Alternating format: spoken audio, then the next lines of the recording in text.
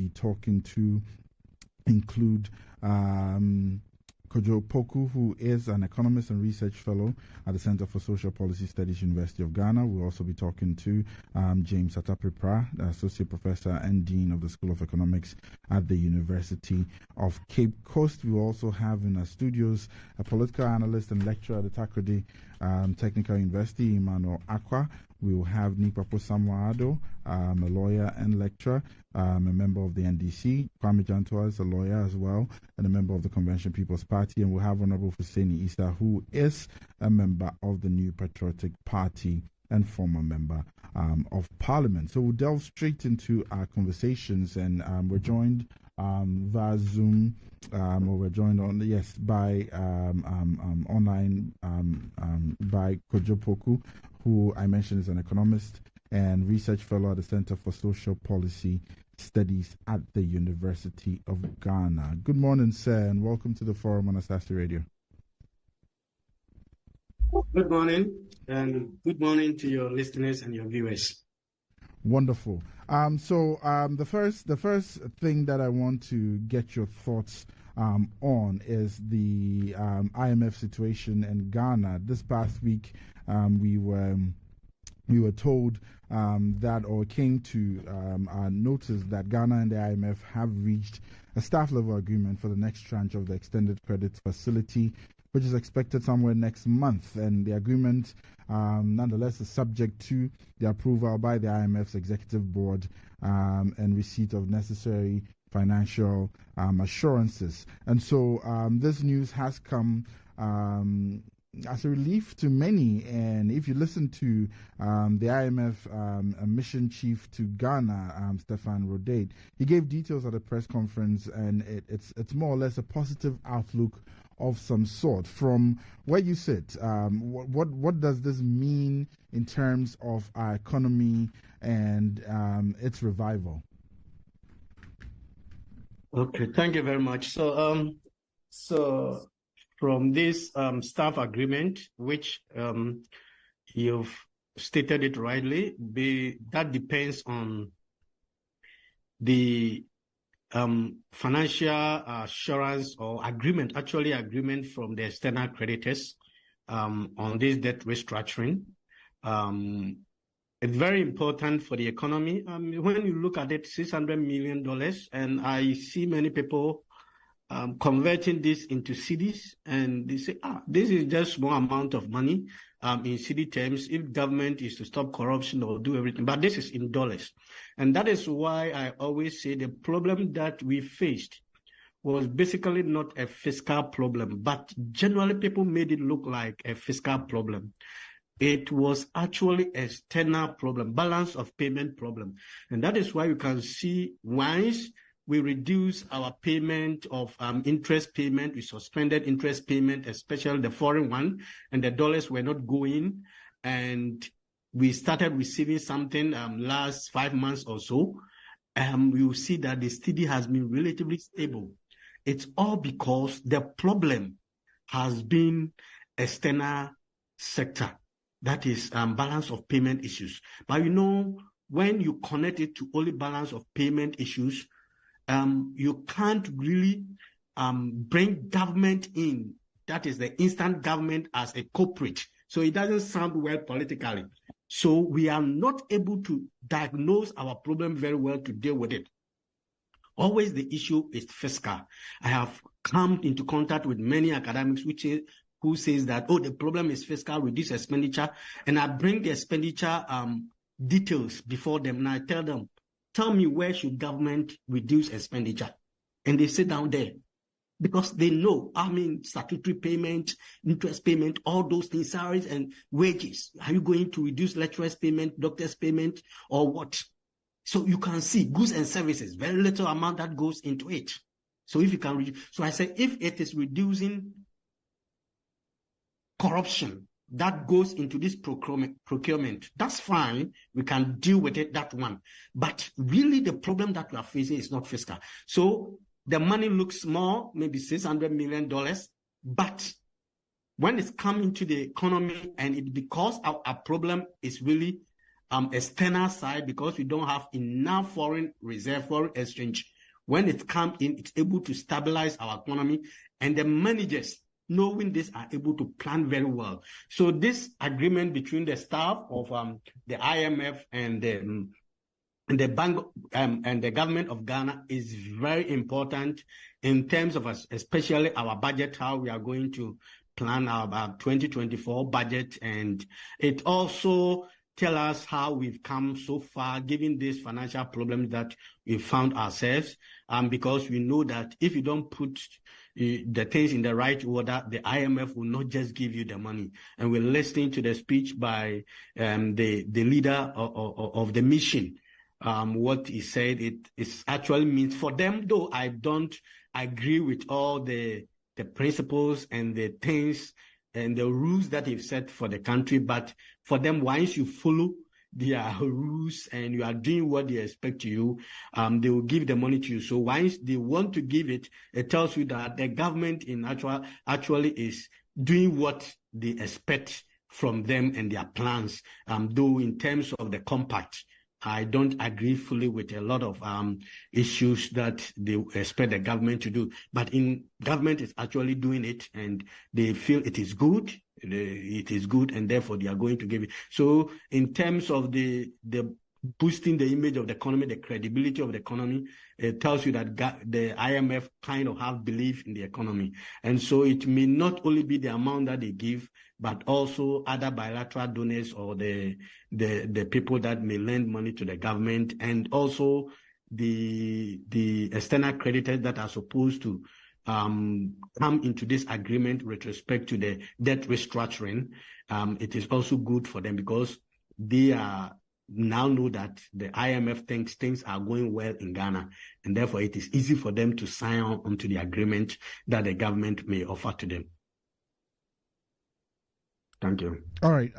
Your point has been well noted, but before I take the thoughts of our other guests this morning, what has been from what you're saying, the understanding that we get is that it means we have more or less complied with that which we ought to comply with in the first instance. That's why we are at this point where the second tranche is about to be released, or at least we've reached a staff level agreement for purposes of the disbursement of that second tranche. What has been the impact of the first tranche? Would you say that we have actually it stemmed the tide, if I can put it that way? Yes. If you don't, not only that's why I said, the economy, there are a lot of factors that are going in at any point in time, a lot of things are going on, and you aggregate them and look at the impact. So usually the attribution is not easy. Expect you subject it to strict empirical proof, then you can isolate other factors, but we can say it is contributory factor. In that, if you look at last year, and since IMF came in, you can see, if you don't see anything, just look at the exchange rate. Very, very stable. Very, very stable. And it's allowed the companies and institutions to plan very well even into the future and make their budget, especially those that are dealing with the outside world, that is globally, they trade and do things with the outside world. If exchange rate is very stable, it helps them to plan, and also their profitability, everything. So with respect to the 600 that were given, why, if you don't see anything, we see that it has been stable.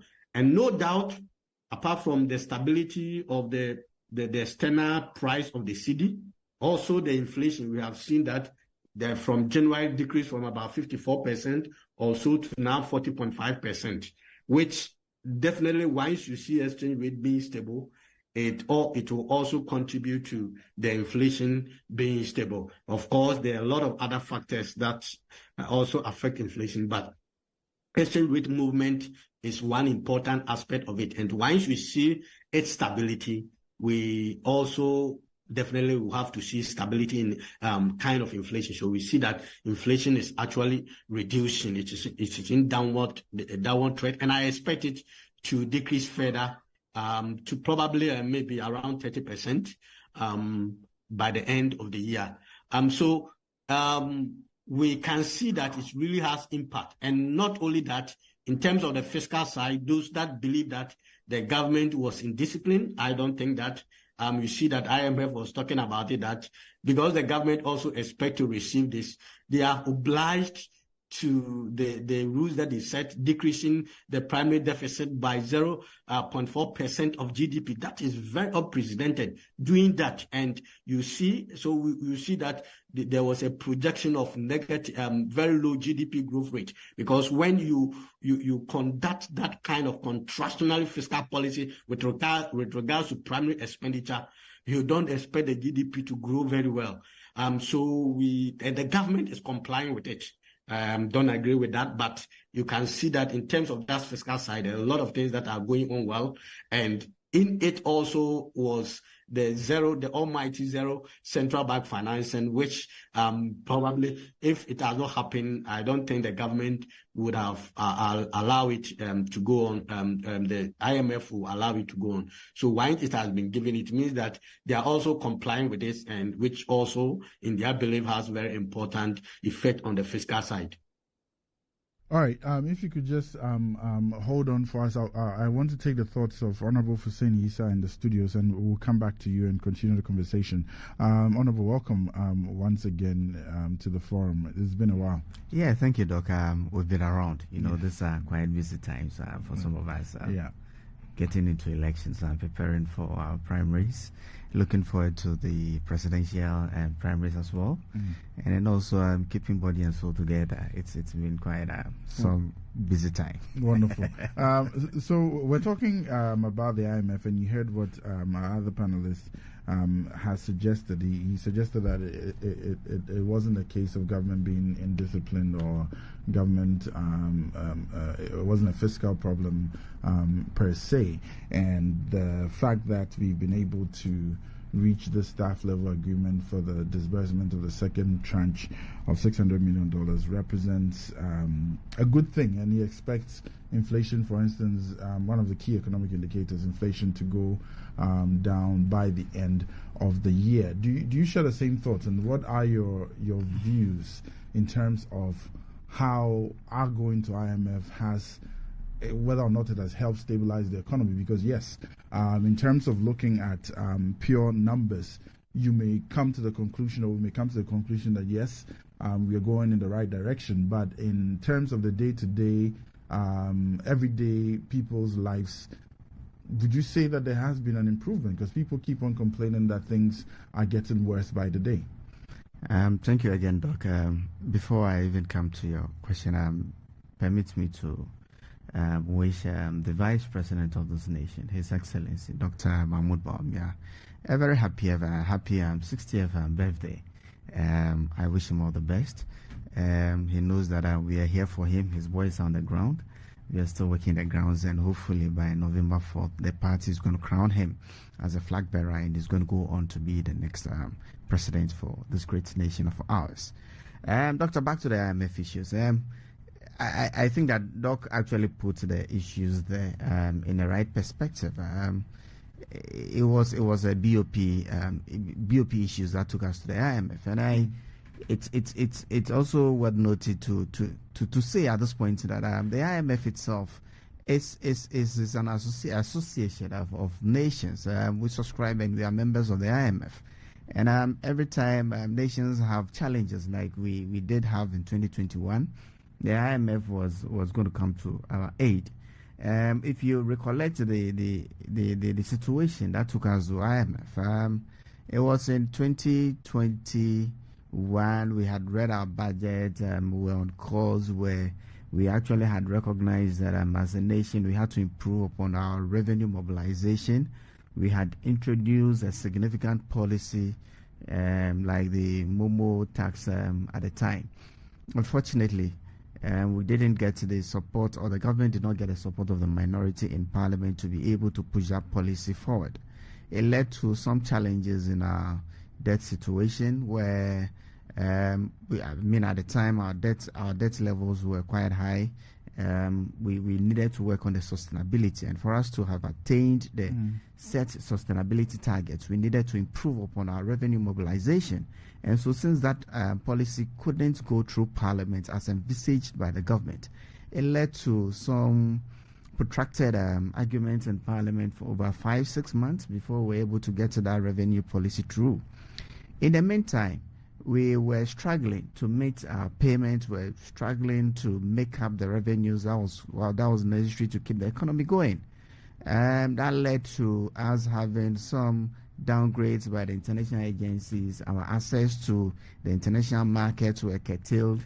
And it meant that for us, traditional sources of forex for us to be able to import the necessary items that we needed in this country was not available. So all of a sudden, it led to the steep depletion of our reserves. The forex, because the forex also wasn't available, the currency depreciated significantly.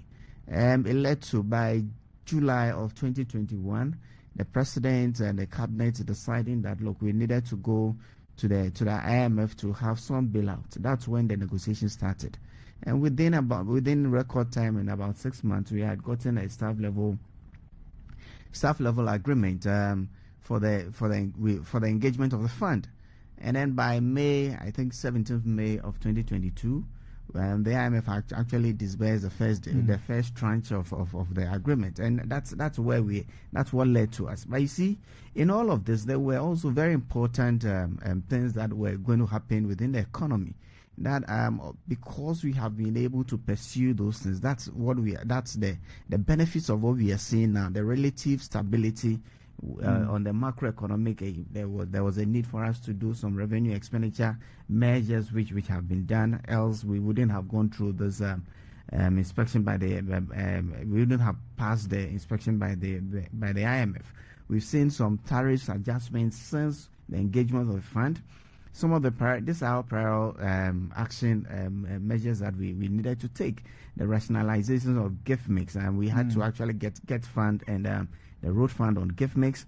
There had to be an agreement between the Ministry of Finance and the BOG on zero financing of the budget.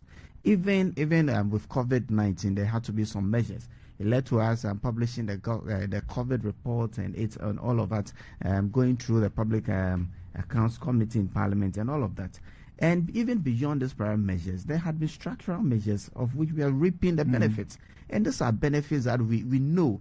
And actually, we like we have said time and again, we know what we have to do. But sometimes when you are in a situation like this, it actually forces you to do the very, very, very important things that you need to get your economy going. The financial sector strategy to ensure that the banks were building the necessary buffers were quite important. The energy sector recovery plan, streamlining of statutory funds, which have been very necessary, and especially when issues like the dialysis thing have become topical. It was quite necessary for us to look at some of the statutory funds again. There was an importance of fiscal adjustments and looking at our revenues and expenditure. So it is not just us qualifying or going through the process to ensure that we get a next tranche of $600 million, but it's very, very important that all of these measures that were necessary, that we knew that we had to take in this country to sustain our economy, are things that are actually going on and things that we have started reaping benefits of. I mean, the relative stability in the front of the forex, it's real. Yes, but from February to date, we've seen a depreciation of less than about 3% in our currency. I mean, if you take what happened in January 2023 out, from February we've seen just about 3%. We've seen inflation coming down, non-food inflation coming down by about 19% over the last 6 months or so. We've seen even food inflation. I mean, thankfully the weather has also been good. We're looking forward to having bumper harvest, and so we are able to control food inflation in that for the long term. What the Bank of Ghana has a target of 8 plus or minus 2. So that is in the long term what we are looking at in those ranges of 40, and with the relative stability that we are experiencing. I'm looking forward to some very productive Christmas or festive season through Christmas. Come January, February, March, I am sure that we are going to enjoy more the stability that we have, and that's good for government, that's good for the party going into the next elections. And that's what we have been telling the people, that look, we have turned the corner. I recollect when the minister went to Parliament to do the media review, and he said we had turned the corner. Then there were all sort of commentary from the other side. But relatively, we are seeing the numbers. We are actually feeling the impact of that decision to engage the fund and what the benefits we are already started reaping off.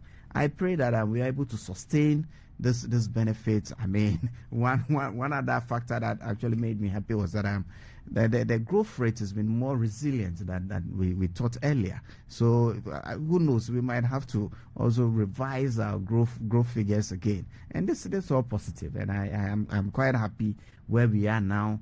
And I pray that we are able to sustain this in the long term. All right, let's go back to Kojo Poku online. You heard what Honorable Fuseni is saying, and I'll ask you the same question.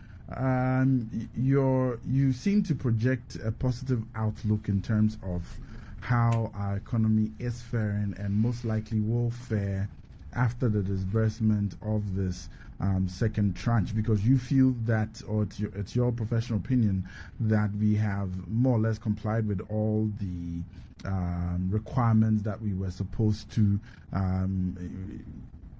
within the first period, the first tranche, the past year or so.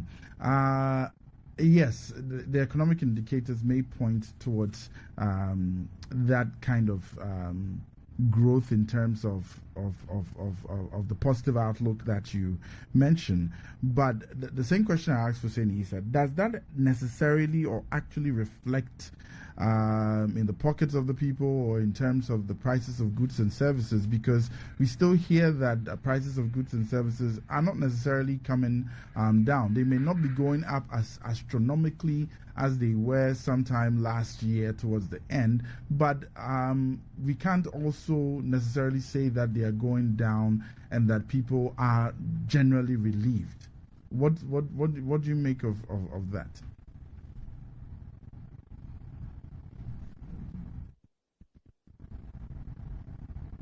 We can't hear you. Thank you very much. I'm sorry, thank you very much, Kweku. Maybe you don't also want to experience price reduction. That is, you don't want prices to be coming down. If you experience, this is something that Japan has fought for several years. When you are having a deflation and you don't get inflation, maybe you don't want that. And maybe if you look at the data,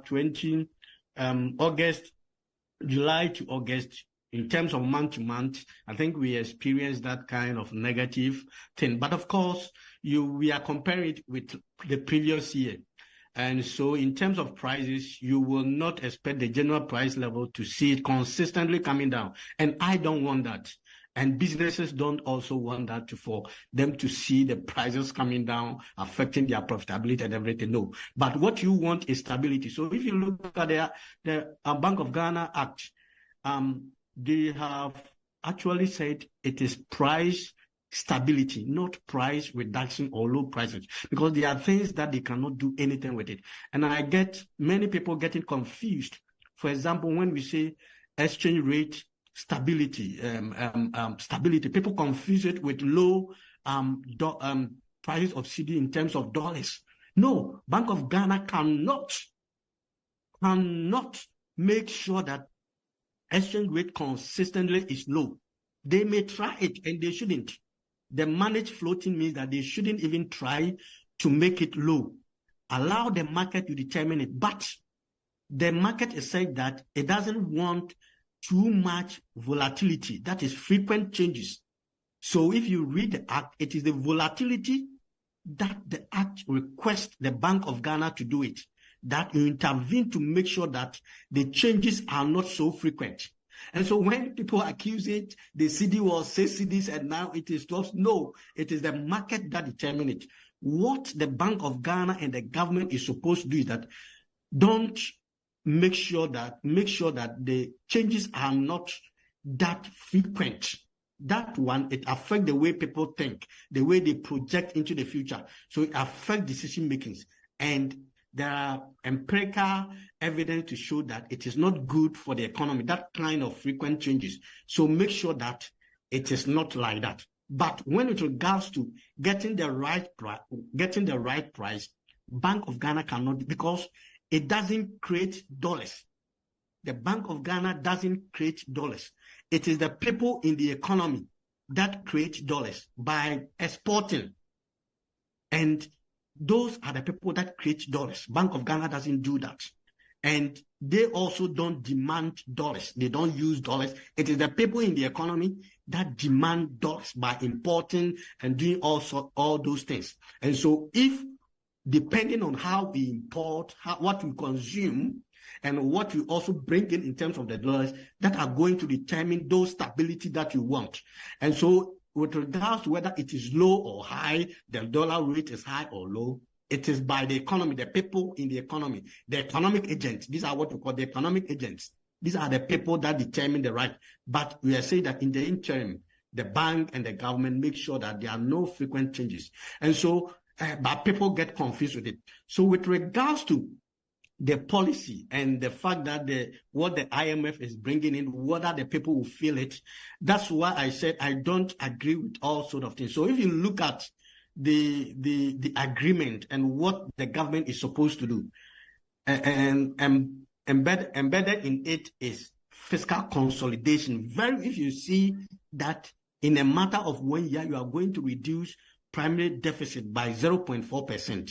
It tells you that we are going to cut a lot of very important expenditure items like roads and other things. So you see, many people are complaining about roads. That tells you when we are asking government to reduce expenditure, and now the IMF has supported it and reducing expenditure, it has an effect. And that effect is that once the roads are not being built, I feel it, my place, there's no road. You feel it, your place is no road, or road are spoiled. It also has implication that if we were building roads, we were repairing roads, government might have employed a lot of workers. The contractors might have employed a lot of workers. Now, they also don't have the workers. So the employment, reduction in employment, and they also feel it because now there's no income even to buy what they need because they are not getting work to do. And so in terms of the feeling in the pocket of the people, once we go into it that we want this policy, we should know that it has effect. So sometimes when people think economics is so easy, it's market, somebody has spent 7 years doing PhD with it and you think that, everybody feel it. It has implication.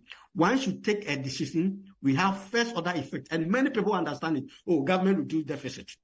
Once government reduce the deficit, it doesn't spend, so the deficit reduce. What has its implication? Second order effect, third order effect, higher dimensions. You need an economist. Yes, when you have a headache, the implication is that maybe you need a paracetamol or something because it is headache. But when you get a doctor, the doctor will do the investigation and tell you this problem that you are facing, it is not just when you take the paracetamol, it is not the solution. It may be coming from your kidney. There might be effect somewhere that you need to proper treatment.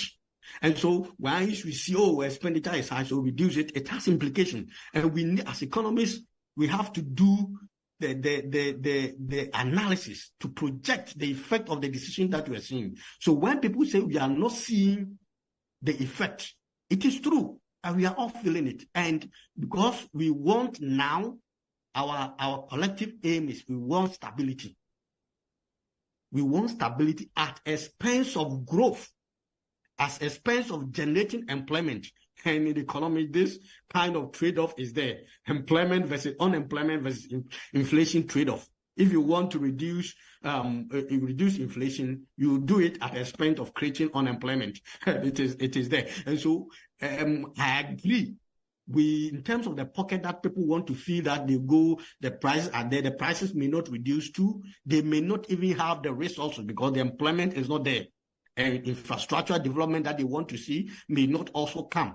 And these are realities. Once we start to analyze economic decision, these things have to come out. And these are the people that people do not avert their mind to it because probably they don't understand the implication, the second order and higher order effect of policy making. So we just look at the ordinary side and you think about. So all this that you are talking about, the people feeling it, I understand. But at this point in time, collectively, we said we want stability. And so it is trade-off that we are making. And if once we decide that this is what you want, we go for it and look at how maybe depending on the results, maybe the budget that is coming, given that what we are having, if the revenue generation capacity have been increased, then the government may also be able to expand. But as I told you earlier on, I don't necessarily agree with all the compliance things that the government, the IMF want the government to follow. All of them, I don't agree with all of them. But this is the decision that has been taken for Ghana, for all of us, and therefore they are following it, and it has implication on ordinary Ghanaians. All right. And before we go, I would like to take your thoughts on another issue which is related. That has to do with the Occupy Bank of Ghana demonstration and the governor's reaction.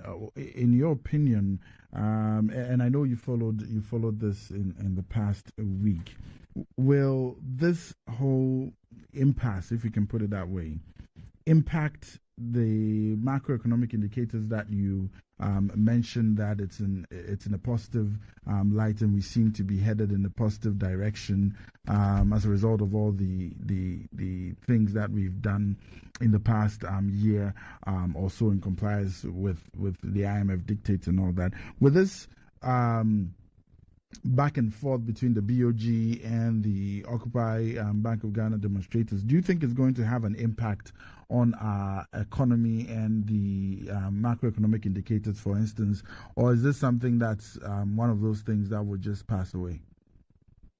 Okay, thank you, Kweku. So I think the impact, I don't see much impact. Our market is not that efficient enough to take this kind of sentiments. Our market is not that efficient to take them. In other places, it will be very, it will have significant impact, but our market is not that efficient. But let's come back to the problem. What is the problem?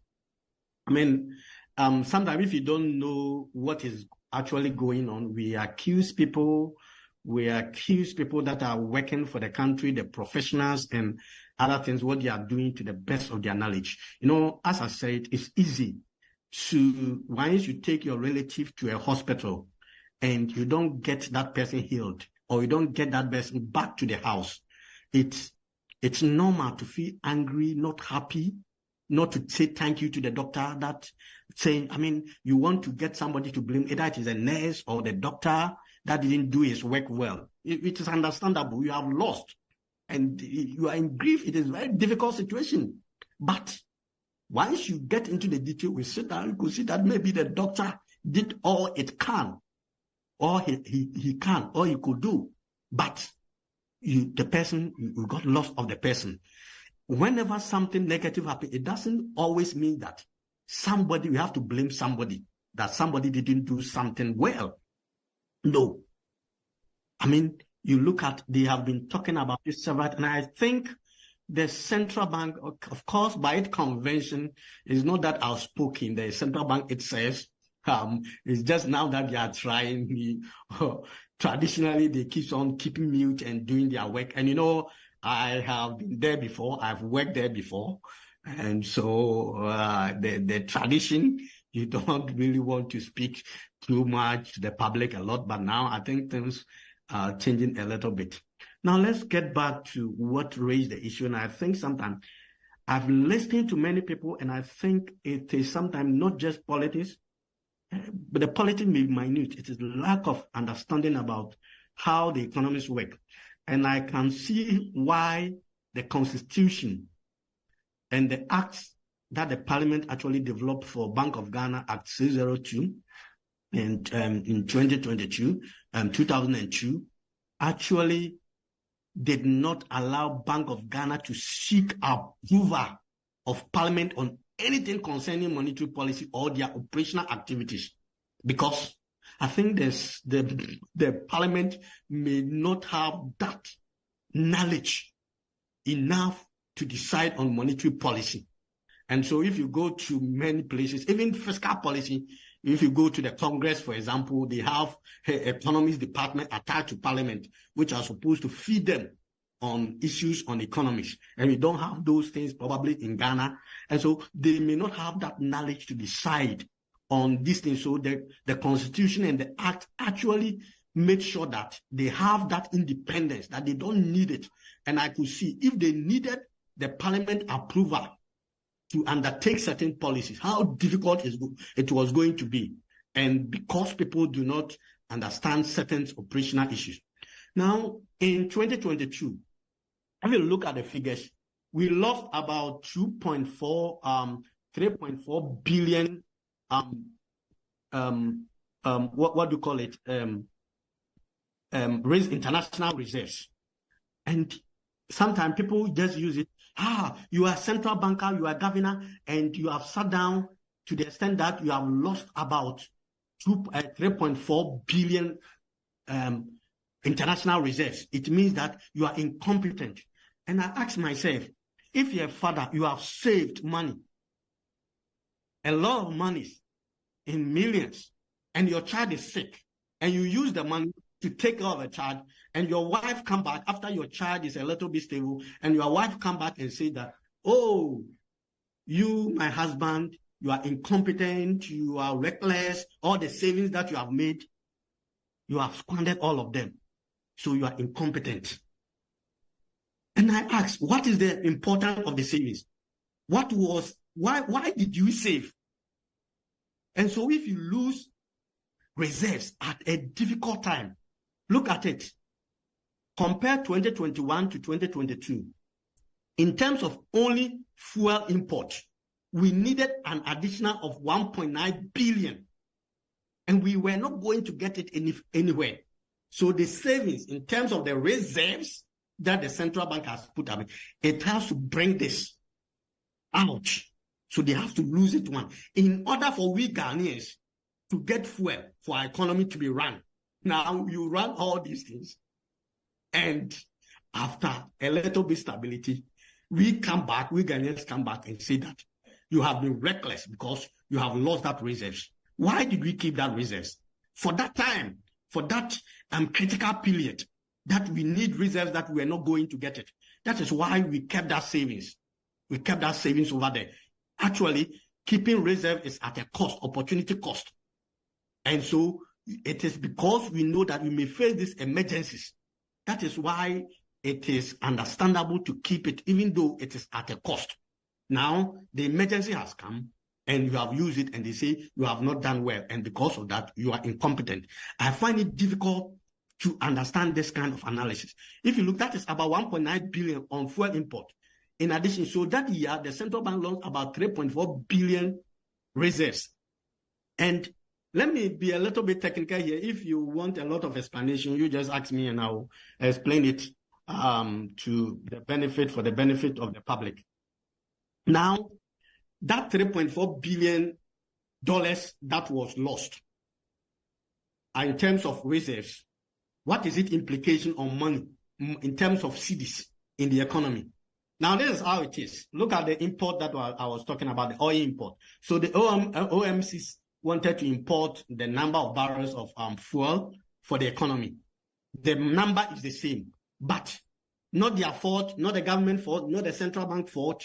The price of fuel prices have increased in the international market. So they need, and the exchange rate has also depreciated. So they need an additional amount of the same dollars that they need. They have to generate additional cedis from the market, from the economy, in order to purchase that dollars that they need. So the central bank has this reserves, and it gives these dollars to them. So these dollars that they are giving to the importers, then the central bank take this additional cedi money from the system. You know, in the operation of the central bank, when money leaves the economy and leave the banks and they go to the central bank, it is not part of the central bank. It seems as not part of the economy. They are operating somewhere. And so once the money, the cedis get back to them, those cedis are not part of the economy. And so these OMCs have mobilized these cedis and have used it to purchase a certain amount of dollars given by the central bank. And for any economy, there should be certain amount of money that should be in the system. And central bank did not have intention of mopping up, taking this money out of the system. But because the OMCs needed additional cedis, they have taken it out. And so the banks do not have it even to purchase. So that's why you saw that in 2022, even when auctions were failing, even when government went to the market to purchase, to get loans from the banks, they were not getting. From individuals, they were not getting, because the banks have mopped all those monies and given it to the OMCs to go and purchase dollars in order to get oil, fuel. And so they were not actually even buying government treasury bills when they went to the market, because government has and the OMCs have mopped this up and they are giving it the central bank. And since the central bank in this plan does not want to mop up this system for it, it is not its plan, but just that it has been coincident. Those monies quickly have to come back to the public. So if you look at page 20 of Bank of Ghana annual report, you will see that 2021 and 2022, the difference between money in circulation, currency in circulation, is just about 10 billion. And this is unprecedented. Increasing the currency in circulation by 10 billion, it is on high side, and it is unprecedented. But that is 10 billion. But you hear people say, so in actual fact, if you want to look at how much money was printed during that year, this will be the money that the central bank actually printed, brought into the economy. Now, this is the amount. But look at it. They say, government, they printed 10 billion and 50 billion to the economy. I think this is not just politics. This is just sometimes misunderstanding of how it works. If you look at page 20, it is there. 2021 and 2022, it is clearly there. And nobody has spoken about it, and I'm speaking about this issue. So they brought in this amount. And so those monies that went back to central bank has to quickly come back to the public. And how can central bank perform this tax? Either they purchase existing treasury bill from the commercial banks and give them money, fiscal cash, or give it to government of Ghana to spend. And this is what went on. In all this, if it purchased the treasury bill that government has given to the commercial banks, we will term it as monetary financing. So in the act, it did not state it explicitly, but you can see that the act was talking about direct government financing. That is like what I'm saying, the 10 billion that came from printing, giving it to government, that was the act spoken about. But by central bank undertaking it monetary operations to ensure that the economy goes on by buying treasury bill, the treasury bill, you and I, we came in difficulties. Maybe you have purchased 1 year treasury note, and because we are in difficulties, we wanted to sell it. The government does not have resources. We go to the central bank, and the central bank will purchase it and give us money. And because it belongs to the government, it is as if now the central bank has loaned money to the central bank, even though it's an existing security that they have purchased. It is recorded as a new loan. It is just a change in the ownership. Initially, the government owed me, but now it doesn't owe me, it owed the central bank. It doesn't mean that central bank has given new money. So that money that were in the system, that went back to the central bank, and about $3.4 billion of treasury bill of reserve that was lost, converted to cedis. That was about 40 billion, more than 40 billion cedis. If you use exchange rate of 12 cedis during that year, 2022. And so these monies come back into the system, maybe given to the government or buy treasury bill from banks. And we say that the person is being incompetent. I find it difficult to understand how it works. With regards to the demonstration, they have the right. In fact, anybody, you like this, you can today go on demonstration that you don't want me to be in Ghana. It is your right. But it depends on the law to determine whether I should leave Ghana or not. So it is their right to demonstrate. And from my perspective, I don't think the governor has done. I disagree with him on a number of policy issues. For example, in 2021, we were not under IMF program, but this central banker the government decided not to give loans to the government, and he did it. I describe him as a hawkish central banker. In the central bank, we have hawkish and dovish. And so when it comes to hawkish, they always want to achieve low inflation rate, even at the expense of growth. And I see that kind of things from the governor. I disagree with him on that respect. 2021, he promised that he wouldn't give, and he didn't give. I thought that because we wanted the economy to get rebound, we needed to help the government, finance the government, so that he can do a lot of infrastructure things and help it. But he didn't do it. That is his perspective. He's the the governor, and that is his perspective, and that is his tradition, where he thinks it is good for the economy. Fighting inflation at all costs. That is his caliber. And so we have some disagreement with that. But with respect to what happened in 2022, so such a person who is hawkish inclination, then in 2022 decided that irrespective of my background, given the situation, I'm giving money to the central bank. That it tells you that indeed he found that there was a real problem over there. And that's why he gave that, he agreed, and the board agreed to give that kind of support to the government. So from my perspective, he didn't do to the level that I even wanted. I wanted him to do more. So I don't see anything wrong with what he did with respect to the economic management from his perspective. But of course, the minority find it, that he didn't do well, and it is their right to demonstrate. And the governor says that he will not resign because he did his best. And I think for his best, in the same direction, he could have done even more from my perspective. And so he doesn't need to resign. And from two main things, he has a contract to fulfill, and he didn't do any bad thing. So the next thing is, if the governor, I think he was an easy prey because he doesn't have political support.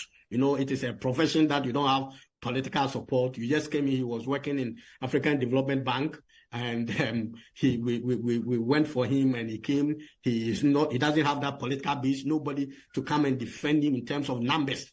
And so he was an easy prey to talk to. Otherwise, I think the appointing authority is the president. And even the president, he doesn't have the authority to just sack him, because it's a contract, 4-year contract or so, that they have signed. And if you think you need to sack him, you need to show that he has been incompetent or not. And I'm thinking that if, in some places, there are economists who are defense economists. If the thing was to go to court, sometimes, because it is very technical, it is not the work of lawyers, it is the work of economists. And if I'm defense economist, it is very difficult to accuse this man, to get appropriate thing to prosecute him in terms of being incompetent. If you're listening to all the discussion so far, what he did and everything, to accuse him that he has been incompetent for it to gain any track in any court so that he will be sacked or do anything. So I don't think the president can sack him.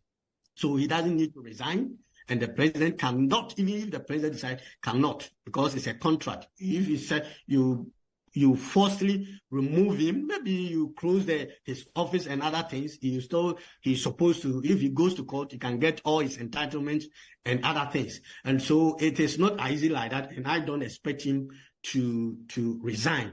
But regards to the other things, which are politics, I don't have adequate knowledge whether he responded to them well or whatever he said. I don't have that requisite expertise to go detail into it. Those ones I think it's more of politics, but my advice is that he shouldn't have probably spoken, because if you are not into this politics, and you want to be just professional, speak the way you want to speak, what may come out may not be politically correct.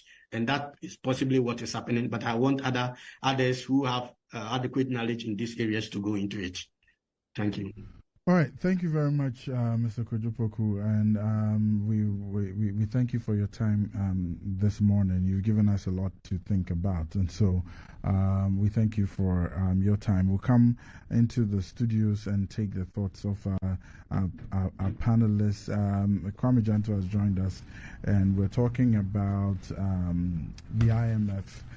The second tranche of the $600 million that is being released or disbursed to us, we've reached a staff level agreement for the purposes of the release of the second tranche, meaning that we've been largely compliant with the dictates or the requirements that were put in place for purposes of getting the bailout in the first place, or getting the IMF support in the first place. And we just talked to him about the BOG. We linked it there, but we'll start with the IMF one so that you have your take on that. It's from all indications, it means the economy is headed in the right direction, or at least the support that came in has enabled us stem the tide, and we are on the right path because the macroeconomic indicators all seem to suggest that, or seem to point in that direction. We're told that inflation is likely to go down further by the end of the year, and things of that sort. But the other question that has been bothering many people is the fact that, yes, we see all these things, and it seems as if there's always a disconnect between the statistics and what the economists and what the professionals tell us, and what we, the ordinary people who don't know anything about economics and macroeconomic policy and fiscal policy and all those things. We only look at the prices of goods and services, that they are going up, and the income that we're earning isn't going up, but the cost of living keeps going up one way or the other. And like I said earlier on, it may not be as astronomical as it seemed to be going in the latter part of last year, but there's still complaints. So is there a disconnect, or are we indeed on the right path, and it will just take a little bit more time before the ordinary people start feeling it? Good morning to our listeners, and good morning to those watching us on social media. Good morning. Good morning to you, Mr. Janto. Good morning to my good friend Husseini. I haven't seen him in a while. I haven't had the chance to banter with him in a while. Doc, yesterday I was sad. Right. When I watched the proceedings of the IMF press conference, I felt very sad. I asked myself, but Ghana, why are we here?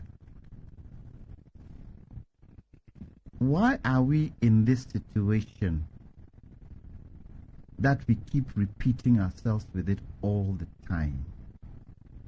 And I looked at the IMF representative and I said to myself, they're dictating to us. And we have no choice but to render whatever they want to them, with the chance that the economy will find its way back. I was sad, and I asked myself, why haven't we been learning from what has happened to us in the past, where we've always gone back to IMF? We've gone back to IMF how many times? 17? This is the 17th time. Come on. A country like Ghana, with all we have, trying to tell us that we can't manage it, and we are clapping our hands now because the IMF has put us in a straitjacket, and we can't turn left, we can't turn right, we can't go forward, can't go backwards, but to stick to what they have told us, because we've gone a begging. What did they tell us when we applied for the bailout? Go and restructure your debt before we can help you. And so what's the basis for us going to IMF? Debt. What creates debt? Borrowing. excessively and recklessly, borrowing without any plan. And we put ourselves in that position. And Doc, you're absolutely right. There is surely a disconnect. And they would like to paper over the fact that, oh, growth is coming, this is coming. But the people don't see it. Even the intellectuals who understand this don't see it. How much did the banks lose? How much did is it CBD? Is that the name of the bank? How much did CBD lose? CBG. Yeah, CBG. How much did they lose? They lost 2 billion cedis. How much did Carl Bank lose? 1.7 billion cedis. And other banks followed. And you think 600 million would bring the financial sector back in the next 4 or 5 years? We think so? With the kind of losses? And remember, these are local banks. These are not international banks. The local banks that hold the economy. Because the local banks, there's no capital flight. With international banks, there's capital flight. You think the banks would recover? You see, there is a saying that those privileged to be close to the truth are not necessarily committed to the truth. Let's tell the people what it is and how what we're doing is affecting them. Because food prices are still high. Electricity prices are high. The basic necessities that make the Ghanaian be able to live a good life are difficult. So what do you come and tell me that, oh, growth is going up, so XYZ? You think the stability that we've seen in this short while with the exchange rate, you think that stability would stay right through till next year? Is that what we're saying? And this 600 million tranche we've gotten from the IMF, and we're going to get the next one. Once we finish the program, would we still have the kind of stability that we are looking for? Because, unfortunately, the politicians we put in power are stubborn. They are stubborn. Yes, IMF has come, so everybody is sticking in their lane. We can't embarrass them, and we can't let them see that, you know, we are unruly. Let them leave and you see. Let them leave and you see, because it's happened. They said, go back and restructure your debt. They didn't say, go back and restructure your COVID, go back and restructure your Ukraine war. They didn't say that. Go and restructure your debt. And that makes me sad. In a situation like this, where as a country, and I don't only blame government, I also blame opposition. In situations like this, just because you want to win political power doesn't mean that you don't contribute to the challenge. And even when you contribute to that challenge, the government in power, do they listen? All these types of things make it difficult for Ghanaians to see exactly what government is doing. It's unfortunate. And my good friend Hussein is saying, oh, we are doing this, we hope we have a good Christmas. Let's see what Christmas is going to bring us.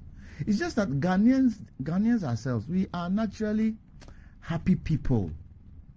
And what we do is that whatever situation we find ourselves in, we try as much as possible to handle it in our own way. Make the best out of it. Yes, that's the Ghanaian. Otherwise, if this were any other country, you will see. You will see what would have happened. And because of that, the politician takes the Ghanaian for granted. Because they know, Ghanaians, they'll take it like that.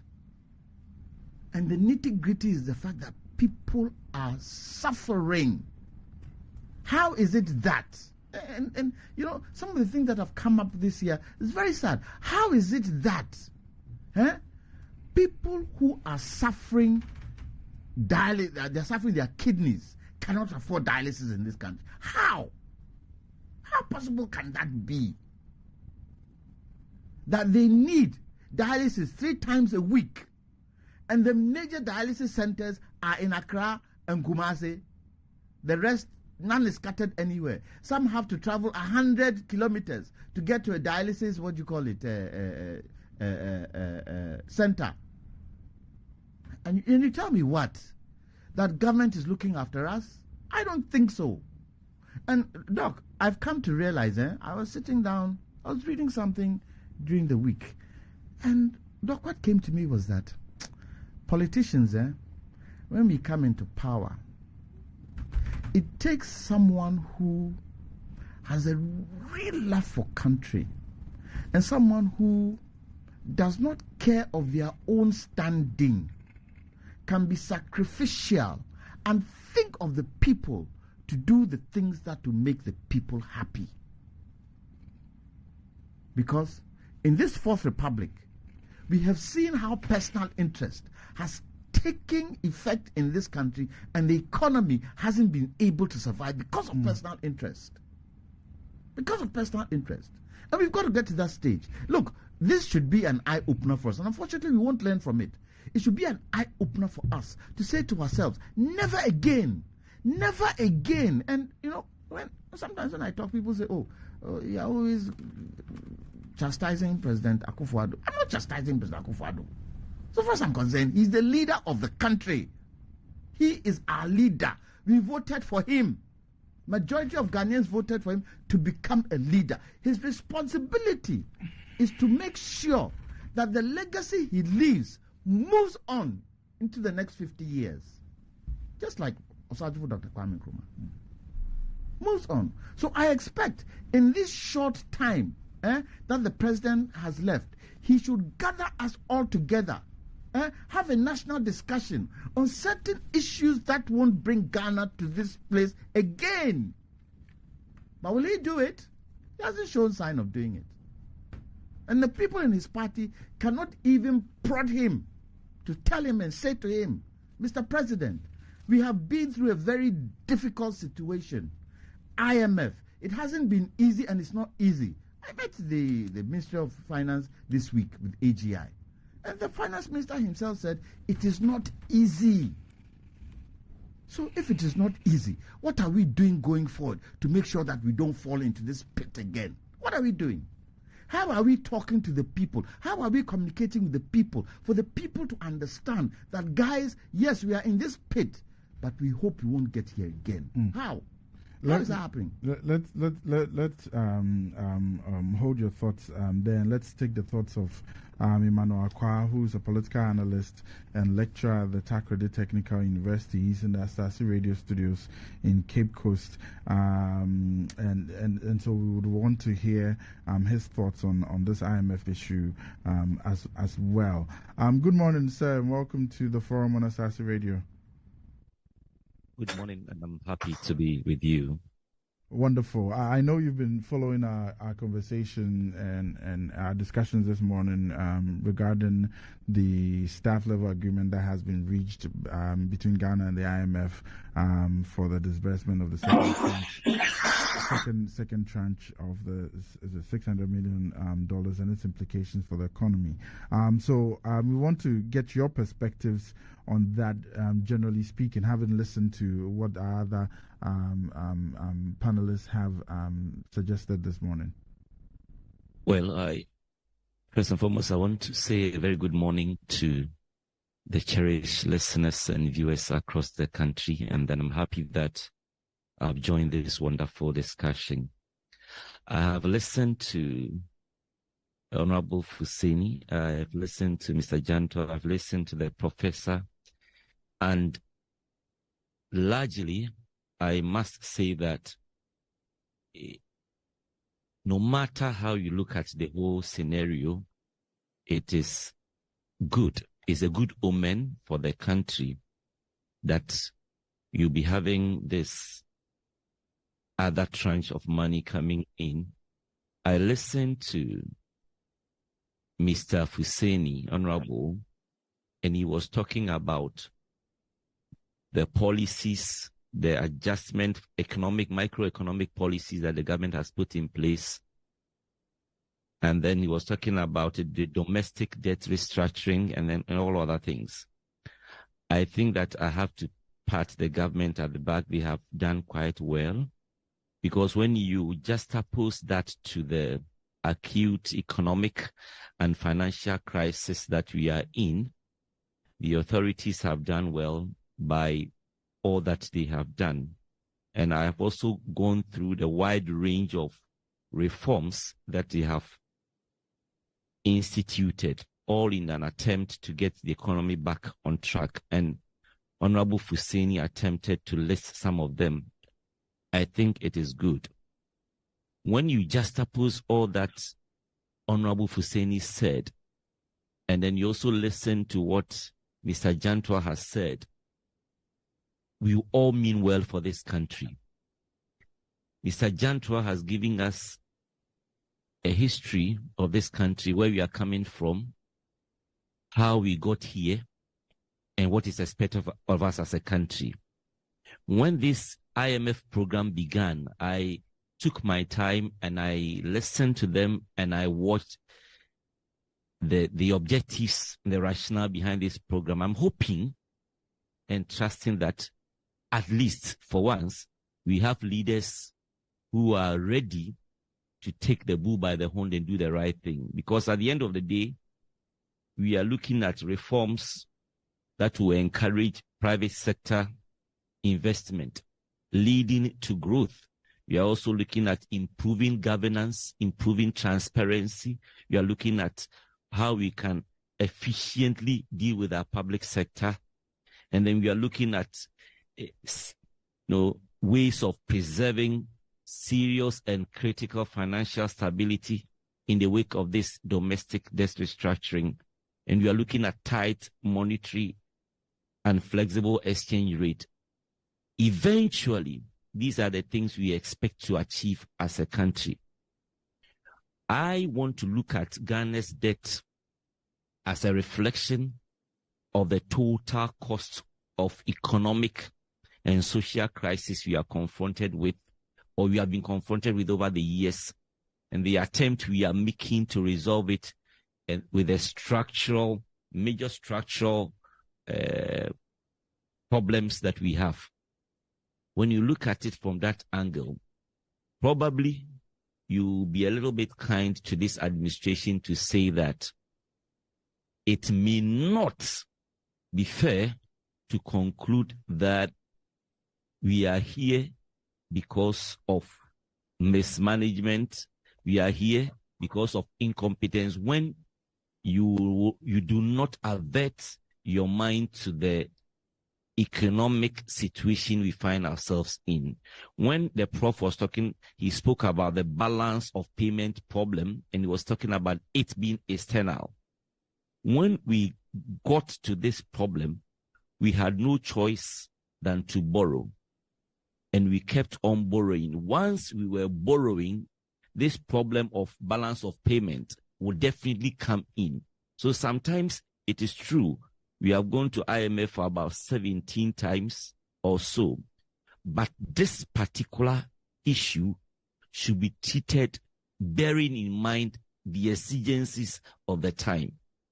The government tried putting in place some policies like the e-levy coming in and all of that. We all realized that these things did not work.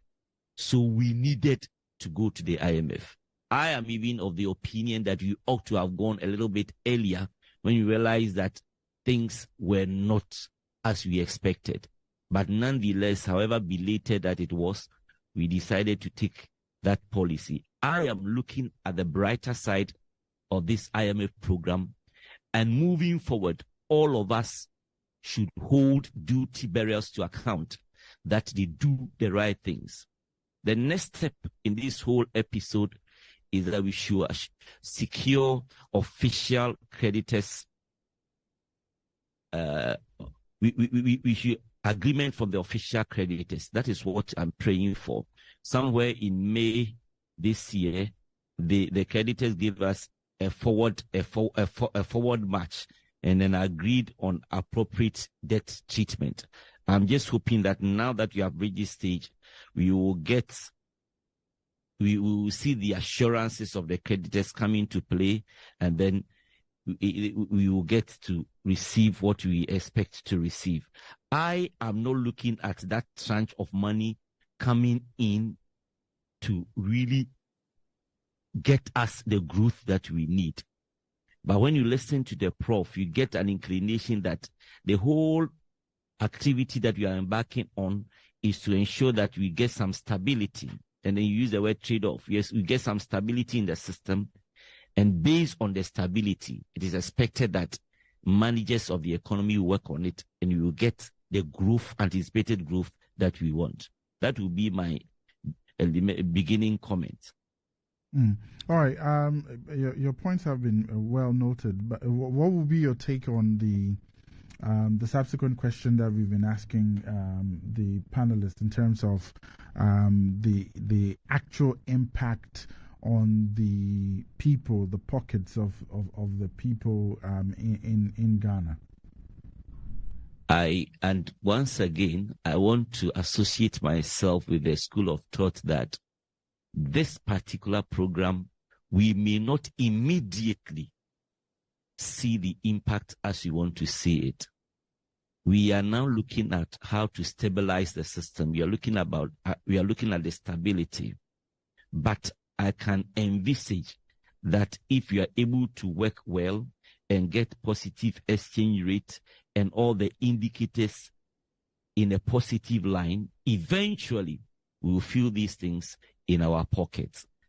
I am just hoping and praying that when we begin to see the positive signs, the politicians will not once again do their own thing again to erode all the successes we have chalked. But I am very hopeful that even if we are not seeing it in our pockets and within the system now, very, very soon, we will reap the benefits of it. All right. Hold on for us. We're going to the Zoom lines as well. Ni Papo Samoa Ado is joining us via Zoom, and would like to take his thoughts on this, and then we'll come back into the studio and wrap up on the BOG conversation, or delve into the BOG conversation as well. Ni, can you hear us? Can you hear me? Yes, we can hear you loud and clear. Great. And greetings to everybody. Greetings to my old Jatua, Uncle Jatua as well. You indicated that are we delving into the BOG one, or we're just looking at we're looking at the IMF first. We're looking at the IMF first. Okay. Now, Doc, we have sat in the same studios and we have literally gone over the course of our current problems. Now, we all know that, or we can all agree that the major problems Ghana faces is both to do with monetary indiscipline, monetary management indiscipline, and fiscal management indiscipline. Both, unfortunately, somebody's put it in a certain way that we have an incestuous relationship between the Bank of Ghana, which is supposed to manage our monetary, issues, and then the fiscal monitoring or fiscal implementation by the Ministry of Finance is also gone haywire. So when you have the two of them in bed, you produce indiscipline. At least one is supposed to check the other. You understand? The most painful diagnosis you can have as a country is when you have food inflation and when you have macro instability in respect of your forex. It is a slap that is not pleasant, because as the value of your currency is completely deteriorated or undervalued, you are faced with a situation where even the basic commodities such as food, that ideally, if maybe you are not earning so much, at least the one you will be able to eat with and survive, is also becomes a problem. Then you are in trouble. I am happy that we are on the IMF program, because if for nothing at all, as I've always maintained, it brings about some form of discipline. You are under some regulation. And so, as we have a minister of finance who has an insatiable appetite to go and borrow, now he cannot go out there and go and borrow. You understand? So this artificial stability that he had, engineered, where every year he goes for $3 billion Eurobond. Now that he no longer has that, he is forced to look within and to try and adjust. But there's this young researcher who's been doing a wonderful job online with respect to the Public Procurement Board website. And I think a lot of people should go and look at that website. Part of our problem is the indiscipline and the lack of value for money contracts that we are awarding even in these difficult times. I keep referring to the fact that corruption is our bane. Sole sourcing, and the other one is what? If you can help me, there's sole sourcing and there's what? Restricted tendering, right? Those two. If you go to the Public Procurement website, this young researcher has been able to identify 3 companies that literally are benefiting from all of these contracts. When we don't have value for money, the little resource that we have, even becomes depleted. And it seems as if we don't learn. Because look, we said we had embarked upon austerity measures, such as no new cars. We're not buying any new cars. We're restricting and cutting down foreign travels, among others. Have we really done any audit to find out whether these instructions and these austerity measures have actually been put in place and are actually working? You and I drive the streets of Accra. Don't we see brand new cars all the time with state number plates? So in a practical situation where you say you are in debt and you are restructuring your debt and you are trying to live within your means, but yet still you are still taking land from Kilspisky, or you are still taking land from Movenpick, even though you say you don't have the resources, what are you doing to yourself? So we need a drastic, a national conversation, as I always put it, so that we come up with a plan that says that, look, we've hit rock bottom. With this IMF program, we literally hit rock bottom. Combination of Ukraine and what have you. This time round, on this IMF program, NDC, MPP, all our major stakeholders, we are all agreeing that never again should Ghana go back to such a situation. And how do we effectively tackle that?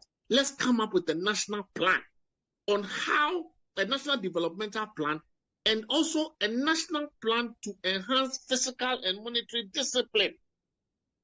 It is the only way forward.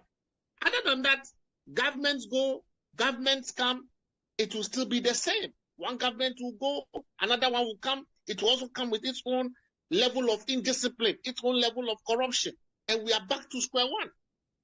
So, any time there's economic stability or currency stability, it's good for the average Ghanaian, because at least it brings about some level of predictability. We all don't want a situation where we are going back to the 15 cedis to $1 scenario. But we can do much better. You understand? We can do much, much better. So those are my comments on the IMF package and the 600 million dollars that may be coming our way soon. All right, let's come back to the studio, and Honorable Hussaini Issa, brief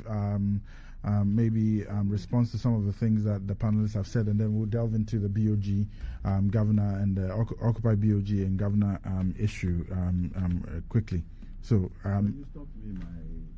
you stopped me. I stopped doing your tracks. Yes. Okay. So right. Go ahead. Right. I just want to react to a few things that I've heard some of my co-panelists say this morning. Mr. Jantua did call for a national discussion. And whenever I've had a national discussion, I've cringed. Maybe there is people are looking forward to a specific format that either the minister or the government has not employed, and so they think that there's no or not enough stakeholder consultation in some of these issues. But you see, Mr. Jantua went on to say he had at an AGI forum, he had met the finance minister, and I can tell you that from where I sit, there's a lot of consultations that go on before some of these policies are rolled out. I can tell you, before the mid-year policy, the minister did engage extensively, and the views and contributions of all major stakeholders were taken into consideration before we moved on. So I don't know whether everybody or most people or people on the other side are expecting us to go to Senchi once again to go and drink tea or something of the sort. I'm not too sure, but I can assure the listeners of this program this morning that it is not a case that there is no consultation going on. There are lots of consultation. You admitted that you had met the minister. The minister had given you a platform. Forget that a platform as a member of AGI and engaged you this very week. Every time in all of this. Oh, someone you are on Zoom. So I was thinking that let's give it a hold on. Yeah, every time. Is it not? Wouldn't it be right? Okay, for us to have a national. Will you not agree that Ghana went rock bottom during the COVID period, and that it will be a fine opportunity for us to sit together as a nation and develop a national plan? Okay, not just a developmental plan, but a plan that also takes into account fiscal and monetary policies that will be legislated into law, okay? And that will make it difficult for parties or finance ministers to deviate from. Because look at what happened. I don't want to go into the BOG issue. The problem now is legislation. I disagree with you. I don't think the problem now Ghana as a nation faces is legislation. Look, Doctor did mention earlier on the role of Parliament in operations of Bank of Ghana. And I think that, look, Act 162 was actually thought through. If we need to make giant strides in our developmental effort, I think one of the institutions that we should actually build up very well is Parliament. We have to ensure that Parliament has the resources to be able. Point of order. Sorry? Point of order. When you get a situation where the government in power has majority in Parliament, how does this work? If you don't legislate, I tell you what. To control them. Look, Mr. Jantua, if you don't legislate, Mr. Jantua, I tell you what. Fortunately, I have had the privilege to be in Parliament, and in Parliament, it doesn't necessarily mean that because I am on the majority side. When I was in Parliament, there were 169 of us. But I tell you, look, some pieces of legislation leave the executive office, come to Parliament, and before they leave, you cannot even put an identity. It's difficult for you to reconcile what came through to Parliament and what is leaving Parliament. It doesn't necessarily mean that because we're on the majority side or that because we don't come out to criticize government publicly, it doesn't mean that we don't make any input in there. Hussaini, my question to you is this. How then do we have a situation that Parliament has oversight, but the Bank of Ghana, led by this particular governor, was able to print currency in a manner or give overdrafts to the government? I'll take you back to Act 612.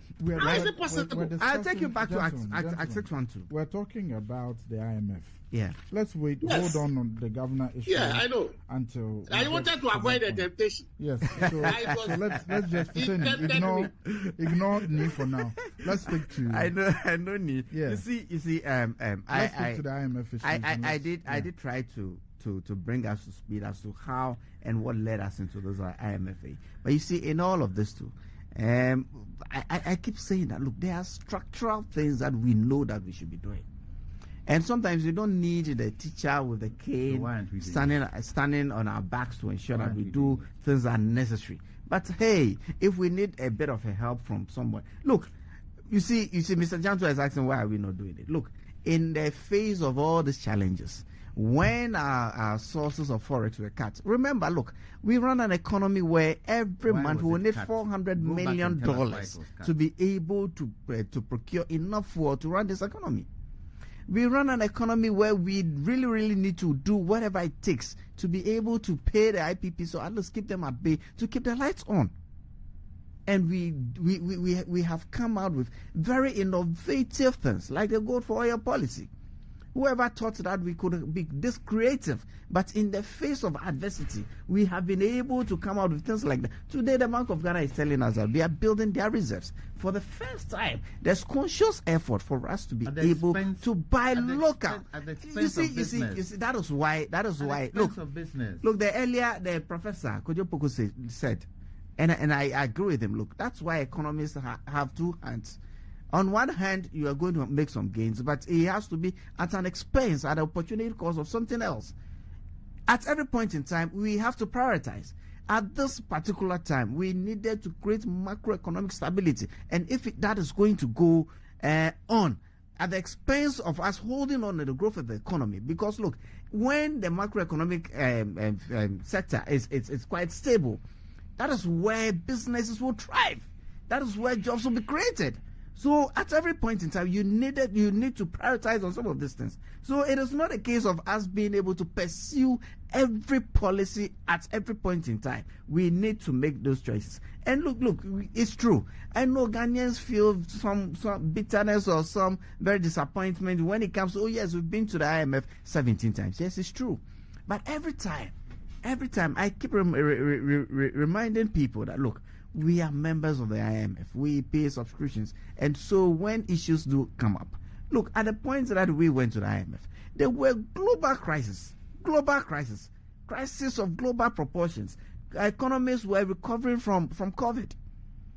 The Russia-Ukraine war, yes, you may say whatever you want, but those are the realities.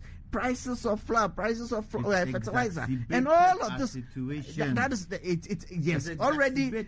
Yes, so we were having underlying challenges. We're having underlying challenges, and because of our underlying challenges, when this global issues happen, they make our situation even worse. Didn't we anticipate something like that?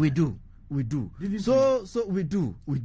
And some of the reasons why we were having this underlying is look, typically our local revenue mobilization. We kept saying that, look, we are one of the countries in the sub-region where our tax revenues to our GDP is lowest. Yeah.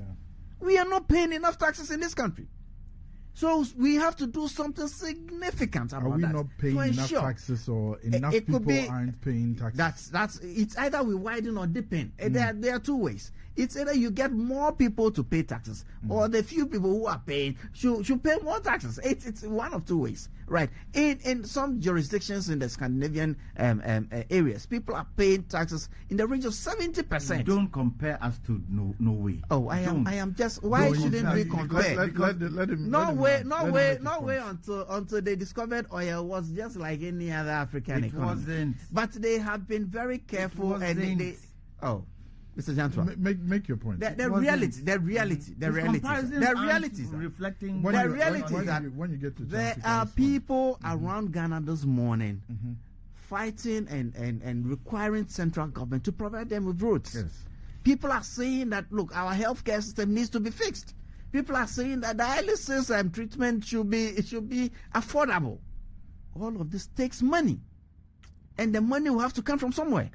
So if we are not ready to pay or contribute our quota to the central kitty to ensure that we get the services, then it's going to be very difficult. Look, John Dramani Mahama, former president. How is the money we are also John Dramani Mahama considered. That's another point. How is our money being used?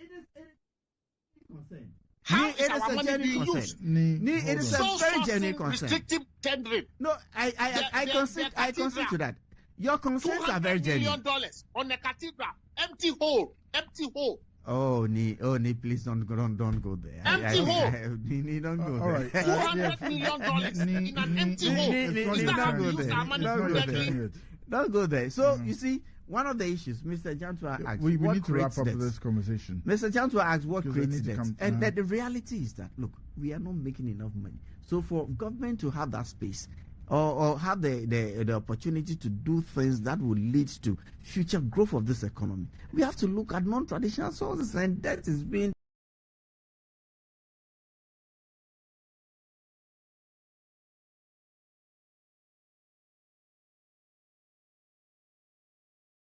what we had easily resorted to. Now that we have been able to get the bull by the horn, now that we've been able to do a DDE, given that in the long term we are going to have sustainable debt levels, we are going at the expense of, when our economy is also growing.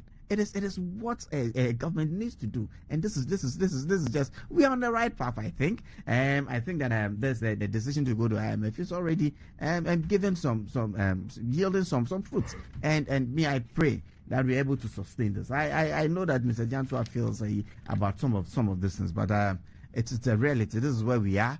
The president is considered. Look, this is not what we envisaged coming into government in 2017. And in 2017, this is not what we envisaged. But given the situation, given the headwinds that we have had to deal with, we are in a good state. Going into 2024. And then again, I'm a politician. I belong to a New Patriotic Party, so I have to also look at some of these things in the lines. We're looking good. We're feeling good going into elections. And contrary to what the NDC will be forced now to be realistic, and rather than them thinking that because of the economic situation they've already won elections. I'm sure they'll be revising their notes and going forward. I'll be hearing new policy alternatives from NI, like he's espousing this morning. Yes, we have structural challenges. Look, in this IMF structural challenge, some of the things that we have done, putting road fund and get fund on GIFTMate itself is a huge thing. Why haven't we been able to do that? Because look, there are people who benefit from those systems not paying on GIFTMate. Now that we have been able to fix it, you see that some of those funds are going to be more efficient, and that's what we have to. Who knows? There is some fix that we need to give to our procurement process. I concede with me that look, we have had challenges. It's very evident. We've had some high-profile public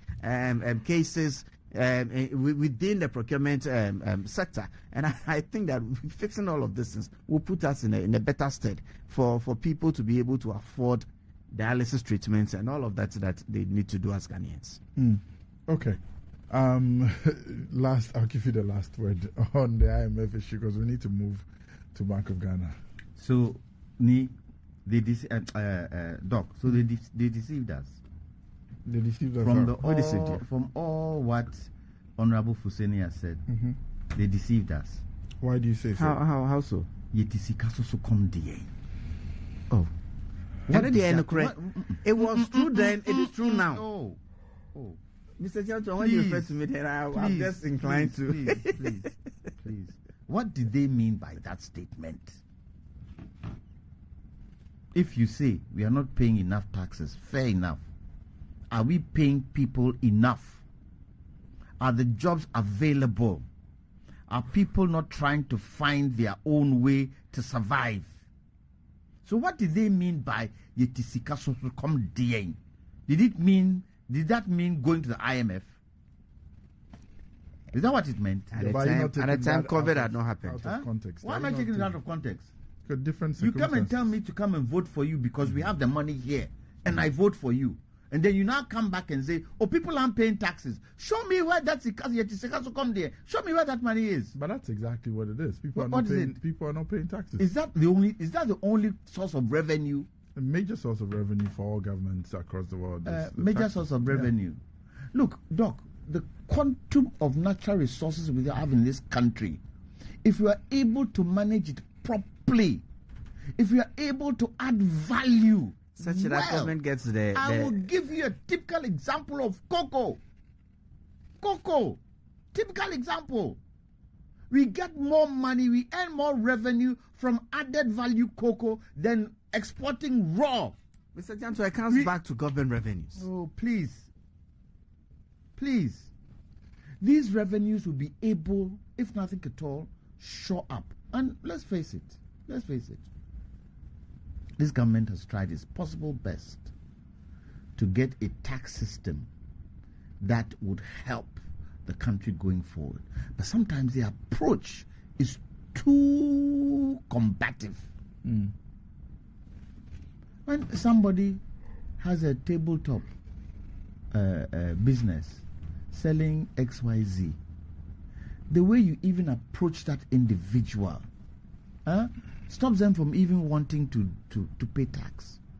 There has to be some kind of a much better way of approach in terms of how we get citizens to understand what it means. And you also got to prove to us that the monies you are collecting, even as little as it is, you're using it efficiently and effectively.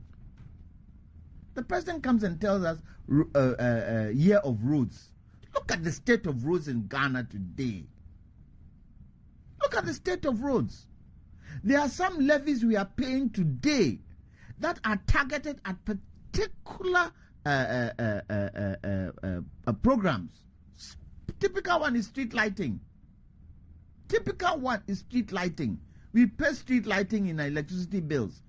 What's happened to street lights in this country? The nitty-gritty things that will make us comfortable. You are not able to take care of it. How do you then come and convince me that when I pay the tax, you use it for the right thing? And then you come and tell me the president hires a jet and flies up and down. You tell me it's national security. What's the meaning of that? How can you convince people that the money we are paying, you are using it well? How? It becomes difficult. For me. So in conclusion. For me. Yeah, today you've rushed me, but it doesn't matter. No, because we still need to talk. Yeah, I know we still need to talk. It's still related, but we need to rush me.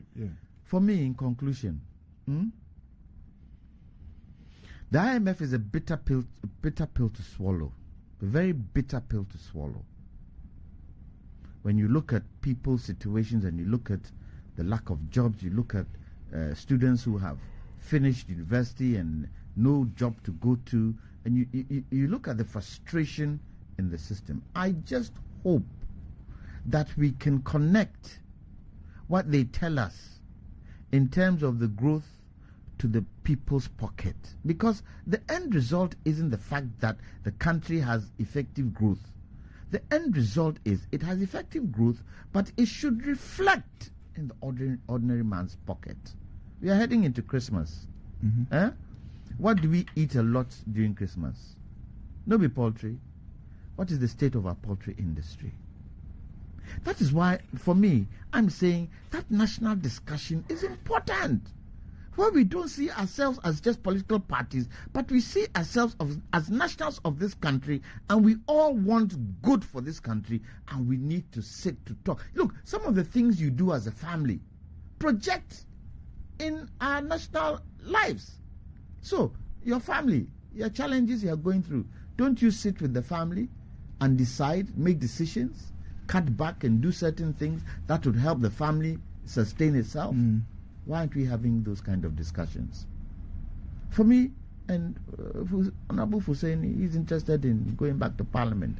So political party comes first. Country comes first, where I'm concerned. Once we solve the country, political parties come. Political parties don't come before country. So let's solve the country. First for me. For me, look, I would want a situation where all the flag bearers who finally stand for the election, one question should be asked them: how would you stop us going back to IMF? Tell us. Pledge. Make sure that what you pledge is what you do, and don't come down the road to tell us that extensive circumstances cost us to do X, cost us to do Y. I would like to hear from every flag bearer, how are you going to stop us going back to IMF? It's a bitter pill, and unfortunately, the foreign companies in this country are benefiting than we are, because they have the chance to bring in money to support some of the businesses that they have in this country, and it is at a loss to us in Ghana here. That is why, for me, that national discussion is important. All right, thank you, gentlemen, for your thoughts on this particular issue. We'll move to talk about a related issue shortly in relation to the Bank of Ghana briefly. But before that, we have a message from the Ghana Economic Forum 2023. So the time is now, and from the BMFT. The Business and Financial Times, in partnership with KPMG, as the exclusive knowledge partner, Ministry of Finance, Bank of Ghana, Ministry of Agriculture, brings to you the 12th edition of the Ghana Economic Forum on the theme Build Back Better, IMF Support, Strategies to Build a Sustainable Economy and Dynamic Business Environment. The date is 10th October 2022 at the Movenpick Ambassador Hotel, Accra at 9 a.m.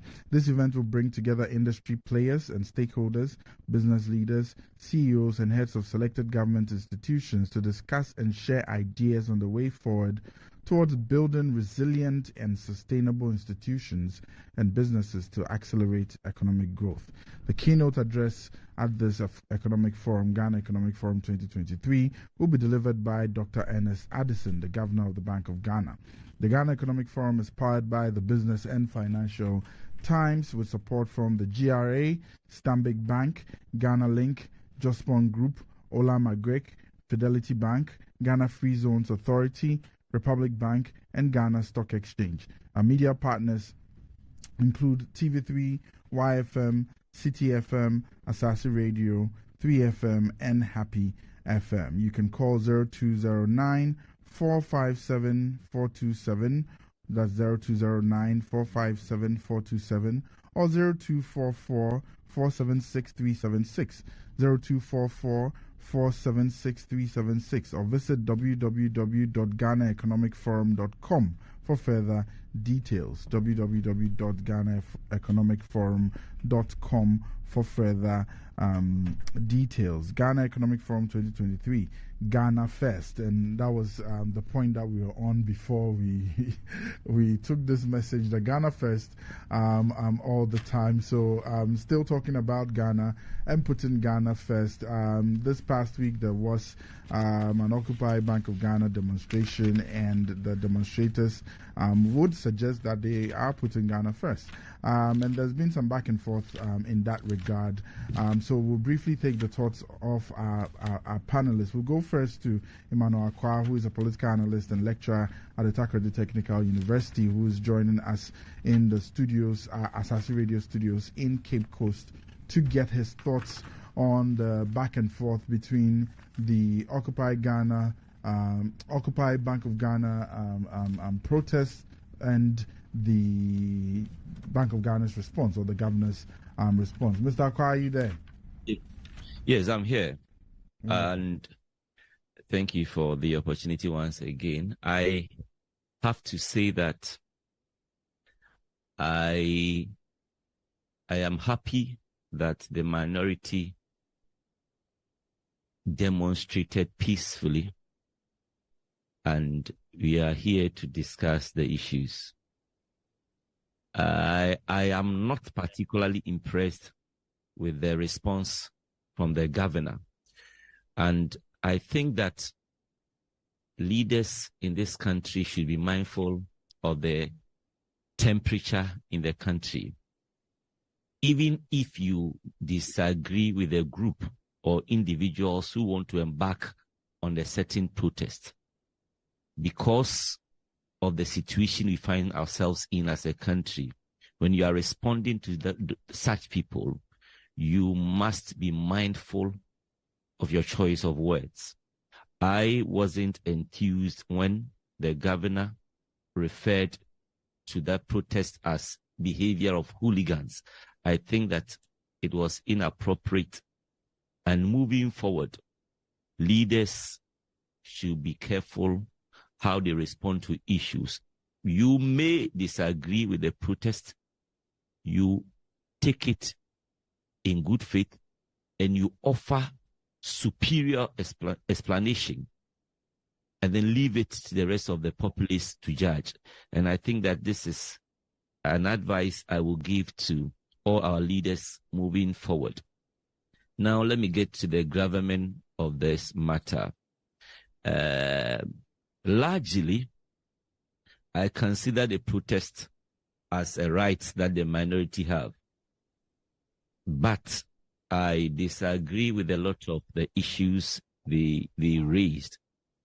And I think that if you listen to the explanation from the Bank of Ghana and you want to judge fairly, you will be careful in drawing a conclusion that the governor and then the deputies should vacate their position. Why am I saying that?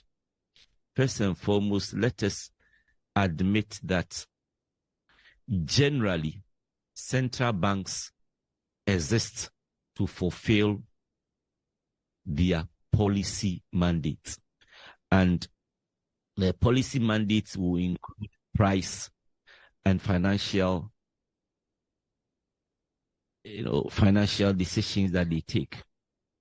And then in carrying these mandates, they may take some financial risks that may include even loans to government and commercial banks and other currency risks that they are supposed to take. And then some of these risks may materialize and lead to losses by the bank. So if you look at it holistically, you will see that if central bank make losses, it is in a way within their remit of ensuring that the economy runs smoothly. If you have contrary opinion that these steps they took are not inuring to the smooth running of the economy, then you bring those contrary opinions.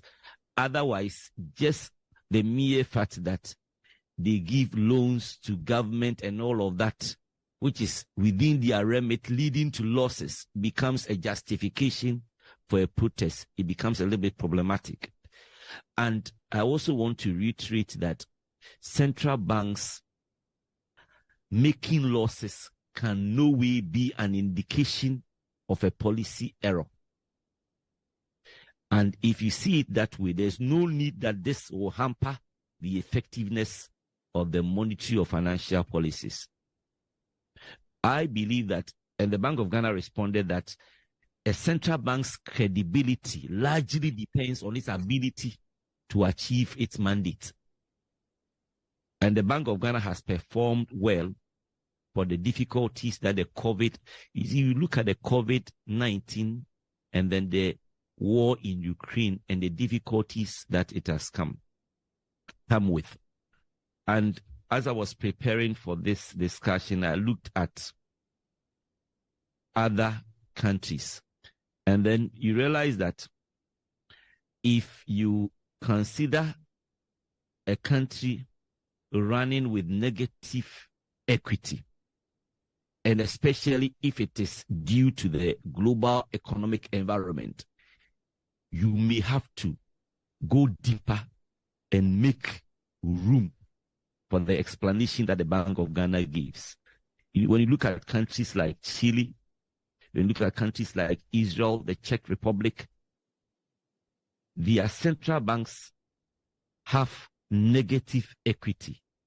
But that does not prevent those banks from carrying their monetary policy mandates.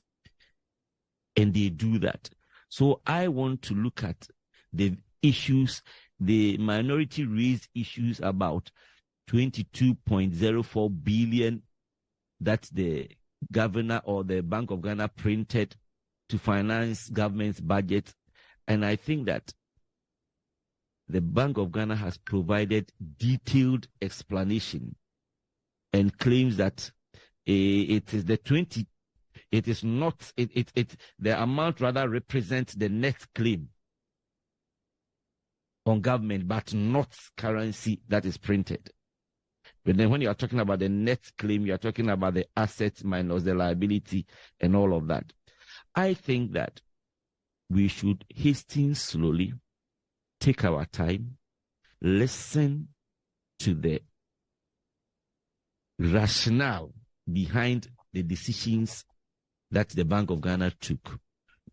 Early on, I was listening to the professor who gave a scenario, who said that if you are a parent and you are in the house and you are making a saving, and one of your children is sick, and then you say that because I'm making the saving, I'm waiting till a certain point before I attend to the child, and then you refuse to do that, or even if you go ahead and you do that, and your wife comes and your wife is complaining that why have you touched the money that we all decided that we do use it for this and this, you should be happy that you used the money to save a pertinent situation.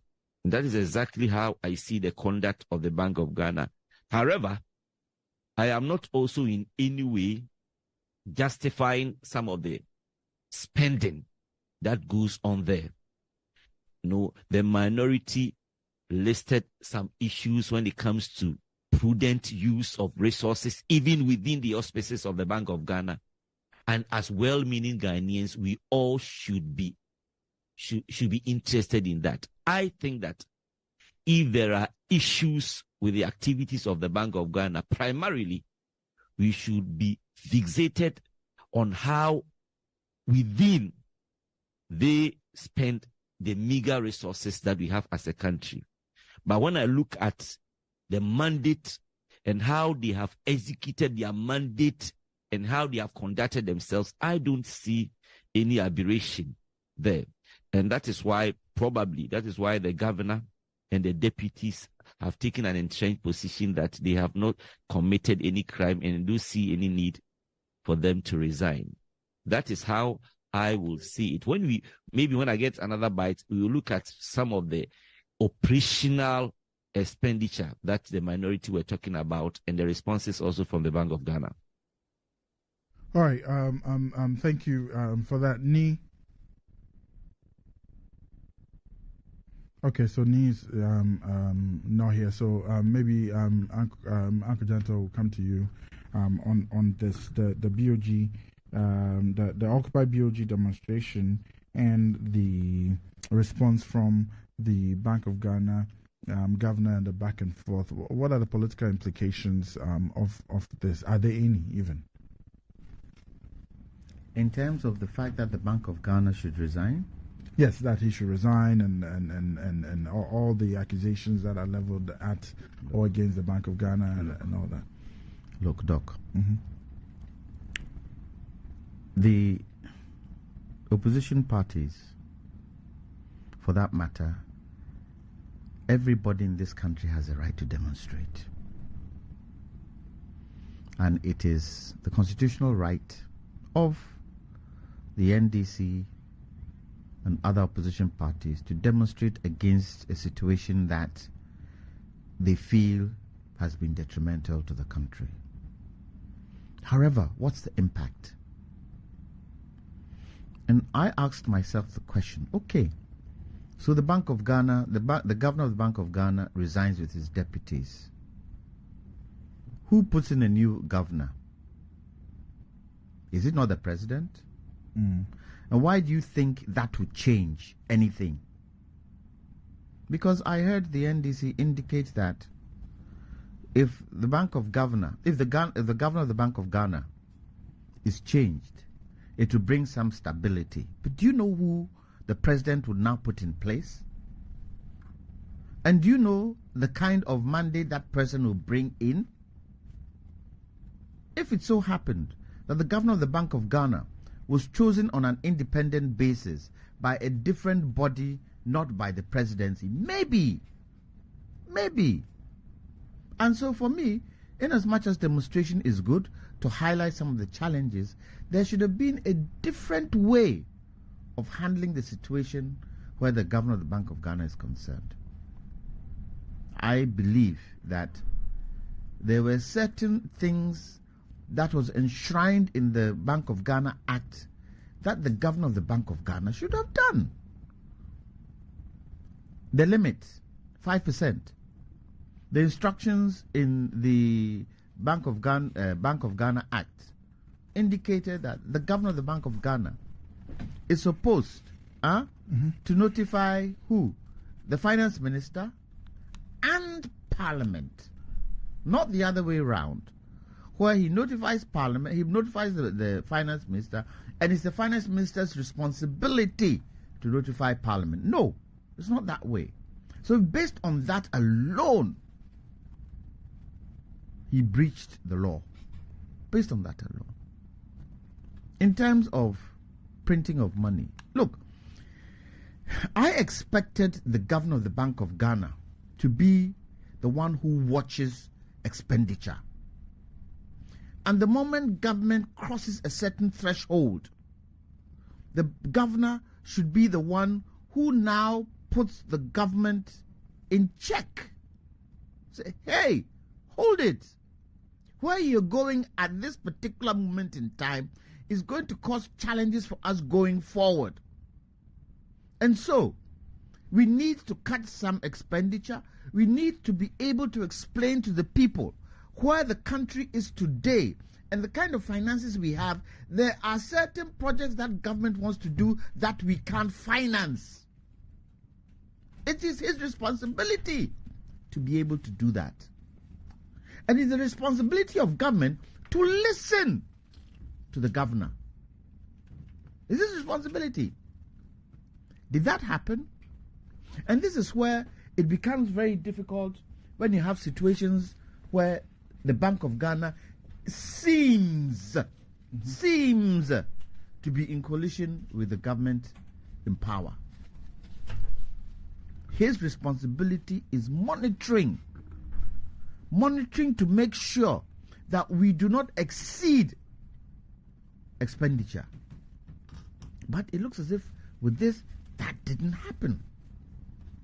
Because when the finance minister was going out borrowing, he should have been able to tell the finance minister, hey, Jack, hold it. Hold it. And give him the reasons why he should hold it.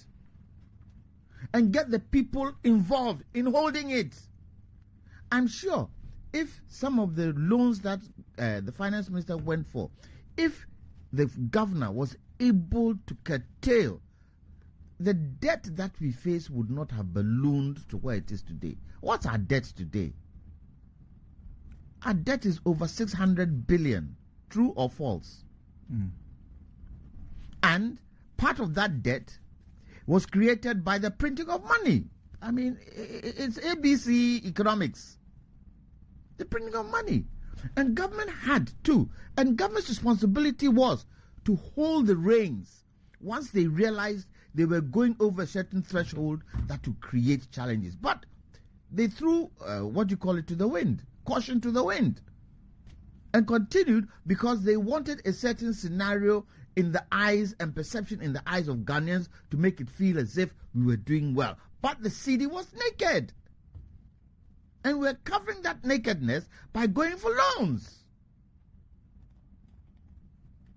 Look, for me, the moment it was shown that Bank of Ghana has lost 60.8 billion, could be paper loss, could be a physical loss. A loss is a loss. I, as governor, would have resigned.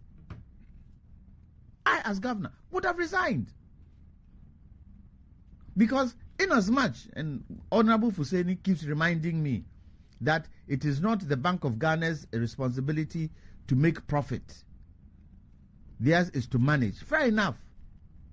But where we are losing money, it is his responsibility. And the honorable thing to do was to say, I'm off. I couldn't handle this, I'm off. And even when, yes, the Bank of Ghana, one of their responsibilities is to help cushion government in times of challenges. But by how much? You see, the challenge is the quantum of money. That is the challenge. There's nothing wrong in Bank of Ghana helping, but the quantum. Should they not have gone to Parliament to seek authorization from Parliament to be able to fund government with the kinds of money they were funding government with? Did they do that? No, they didn't. So you can see that there are quite a lot of infractions in the job, I won't say description, but the job operation of the governor. And based on that, to save his own integrity, he should have resigned. Okay. And then you what? You call Demonstrators what? Come on. And I agree with my fellow panelist in Takoradi. You've got to be very careful the words you use just because you are in a certain privileged position. It's the people you are serving. You are there to serve the people. You are not there to serve the party. Your first responsibility is to serve the people. And so you should mind how you talk and the words you use. Okay. Kojo Poku is still on the line. Let's go to him to get some thoughts on the BOG issue. I think he earlier on he stated something, but I don't know if he. Are you there, sir? Yes. Yes. Thank you for bringing me back. Thank you very much for Mr. John Tua. I've met him in the studio before. I think we go back to this same thing. One, from my understanding, the Parliament, the Constitution, and the Acts want to make it explicit that when it comes to deciding whether to give loans to the bank, to the government, or whatever amount, the central bank, apart from the limit over there, does not need any authorization from the Parliament or approval from the Parliament. And from my perspective as economist, and I've spoken to a lot of politicians and people, I realize that most of the time they don't understand the implications of a lot of these policies. And so the Constitution and the Parliament itself recognize their deficiencies. And they say we are giving this kind of policy making to the central bank who know how to do this. And they have given it. So let's be careful about what we say the government should have done. They don't need any. So if you look at it, it is notification. After you have done this one, we know that you know the best for the country. After you have done this, tell us, Parliament, what you have done. Notify the minister or notify the Parliament. So it is notification. If there's a breach, the law, the legal aspect, that's fine. But in terms of the policy making, they don't need any. And the acts recognize that. That's why they give them the operational independence, because they know the best. And I understand that the Parliament doesn't have the capacity to understand the second order, third order dimensions of policy making, the impact that it has. They can't do it. If you go to Congress, they have intentionally attached economists, which are part of it, that do those work. So I don't expect us to leave those ones to part, and that's what they have done. And if you look at level 100 economy, they say monetary policy is direct, and why fiscal policies have lags. So if you want to affect economy immediately, use monetary policy. They don't want monetary policy to face that kind of going to Parliament, to face approval, all those, and sometimes it has to be unannounced, even monetary policy. It has to be unannounced. You just implement it so that immediately announcement comes, the implementation is there. That's how monetary policy is unanticipated.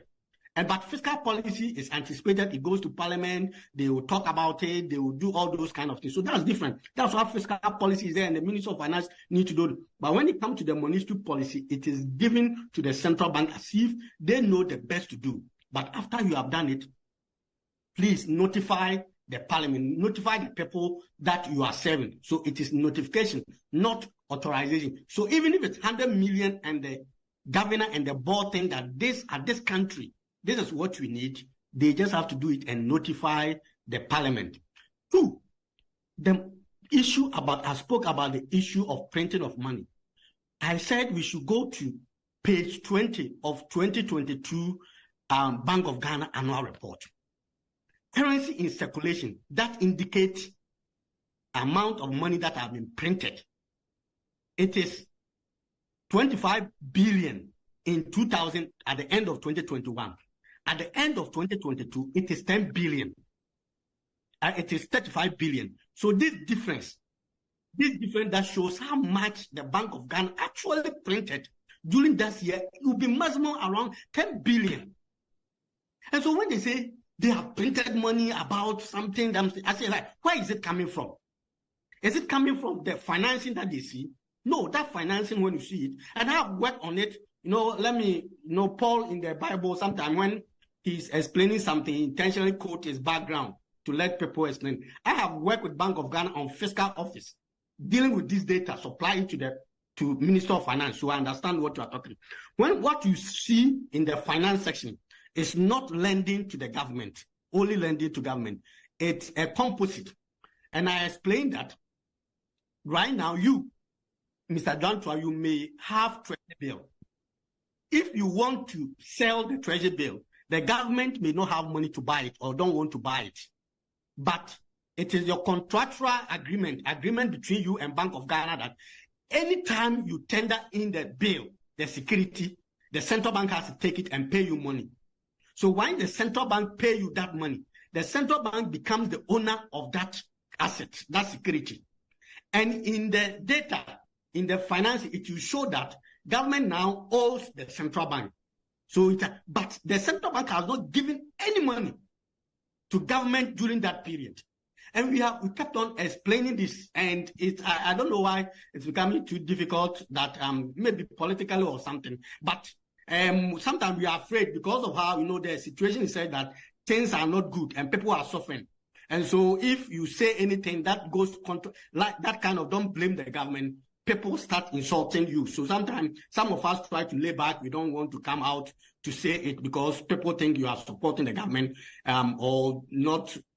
How people are suffering, they will say that you are part of the loot and those kind of things.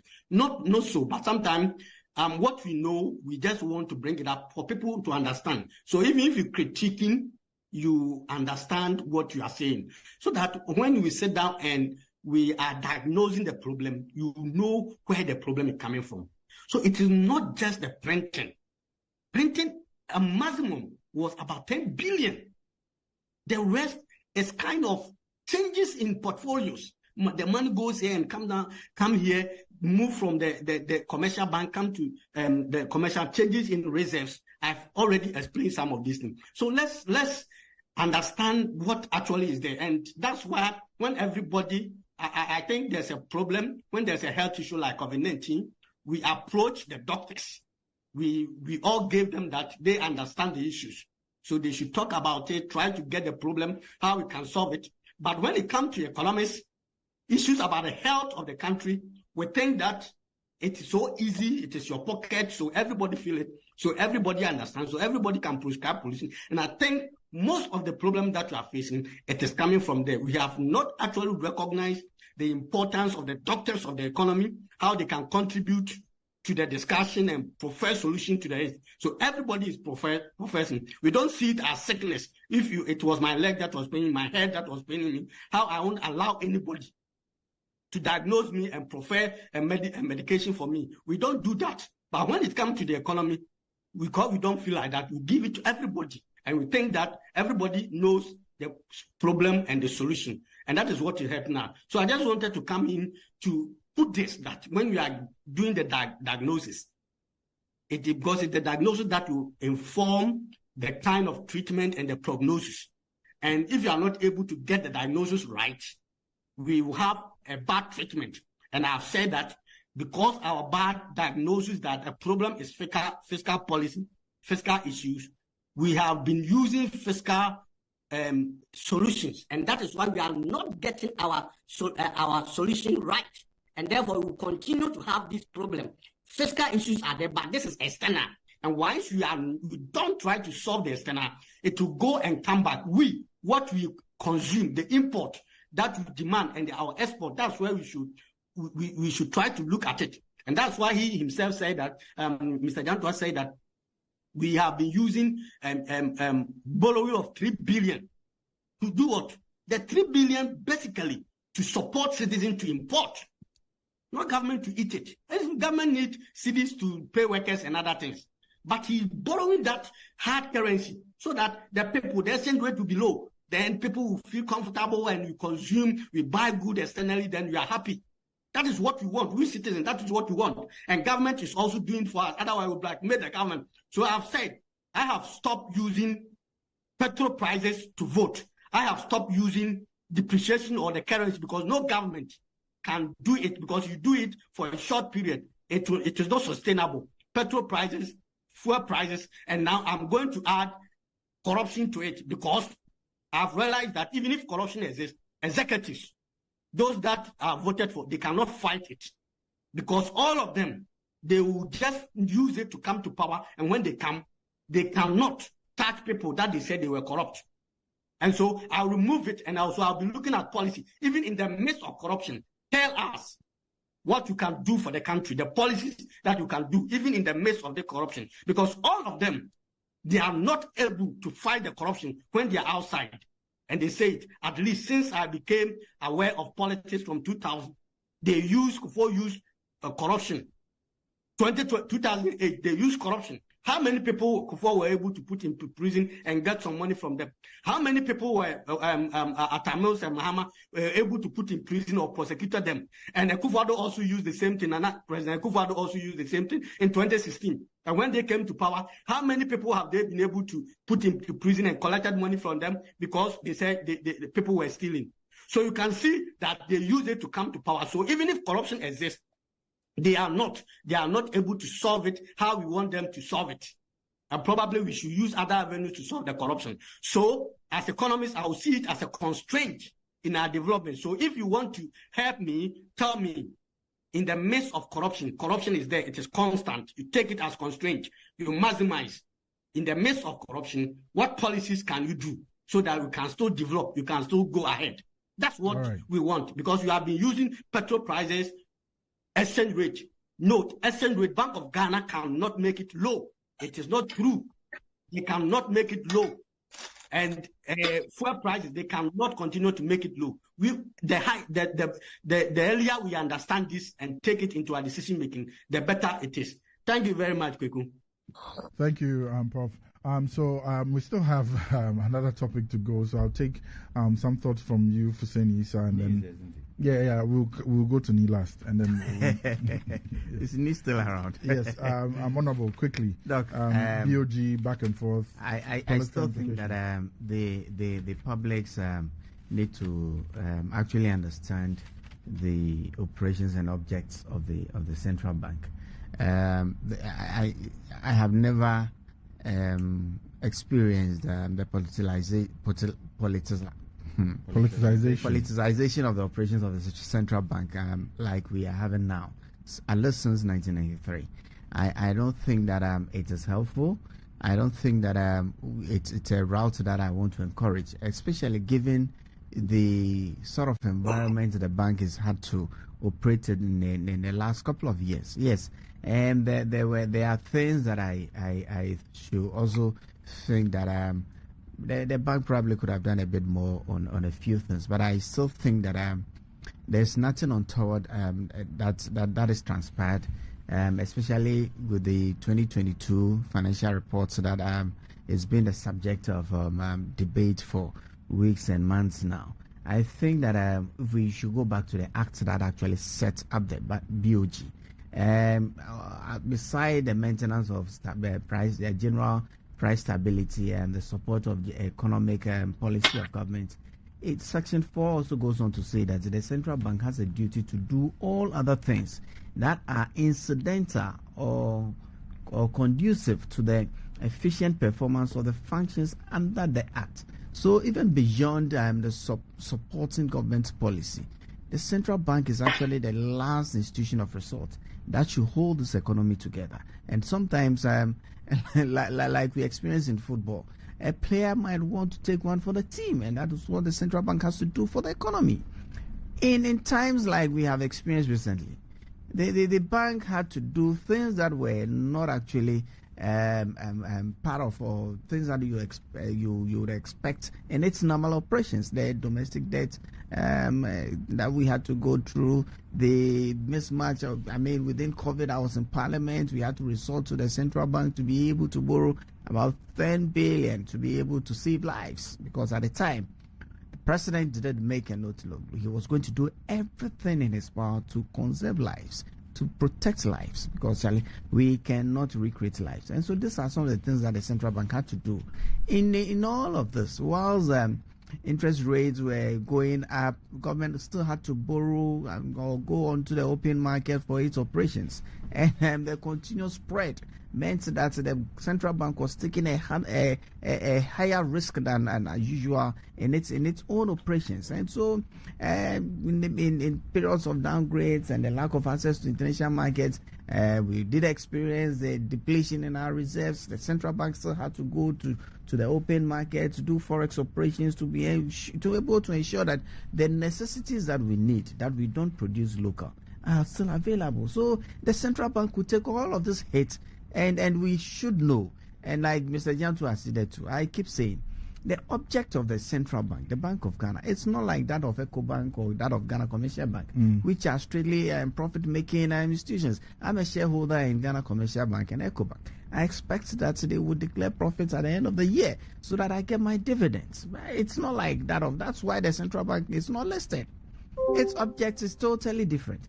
And so if we understand and accept the situation in which the Bank of Ghana finds itself, we should be able to understand that and know that the bank reporting a loss, even to the extent to which we saw in 2022, does not affect how the functional or the bank playing its crucial function in holding the economy together and ensuring that we have an efficient credit system in place. And so some of these things, I think that, look, the people in parliament who are leading this whole demonstration, they do understand and they know what the central bank has to do.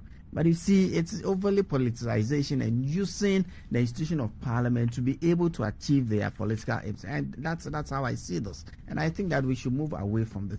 As to what the central bank governor is supposed to have said, I mean, this is a man who hardly speaks to the media. This is a man who has not engaged in overly politicization of the operations of the central bank. And so I still have not gotten from a first hand what he's supposed to have said.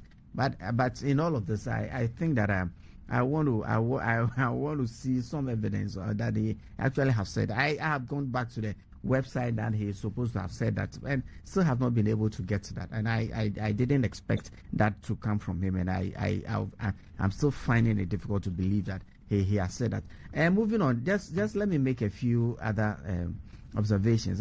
Prof has been saying something like Parliament lacked the capacity to be able to supervise the central bank, and I'm telling him, look, the capacity that Parliament has, Parliament has built that capacity over time.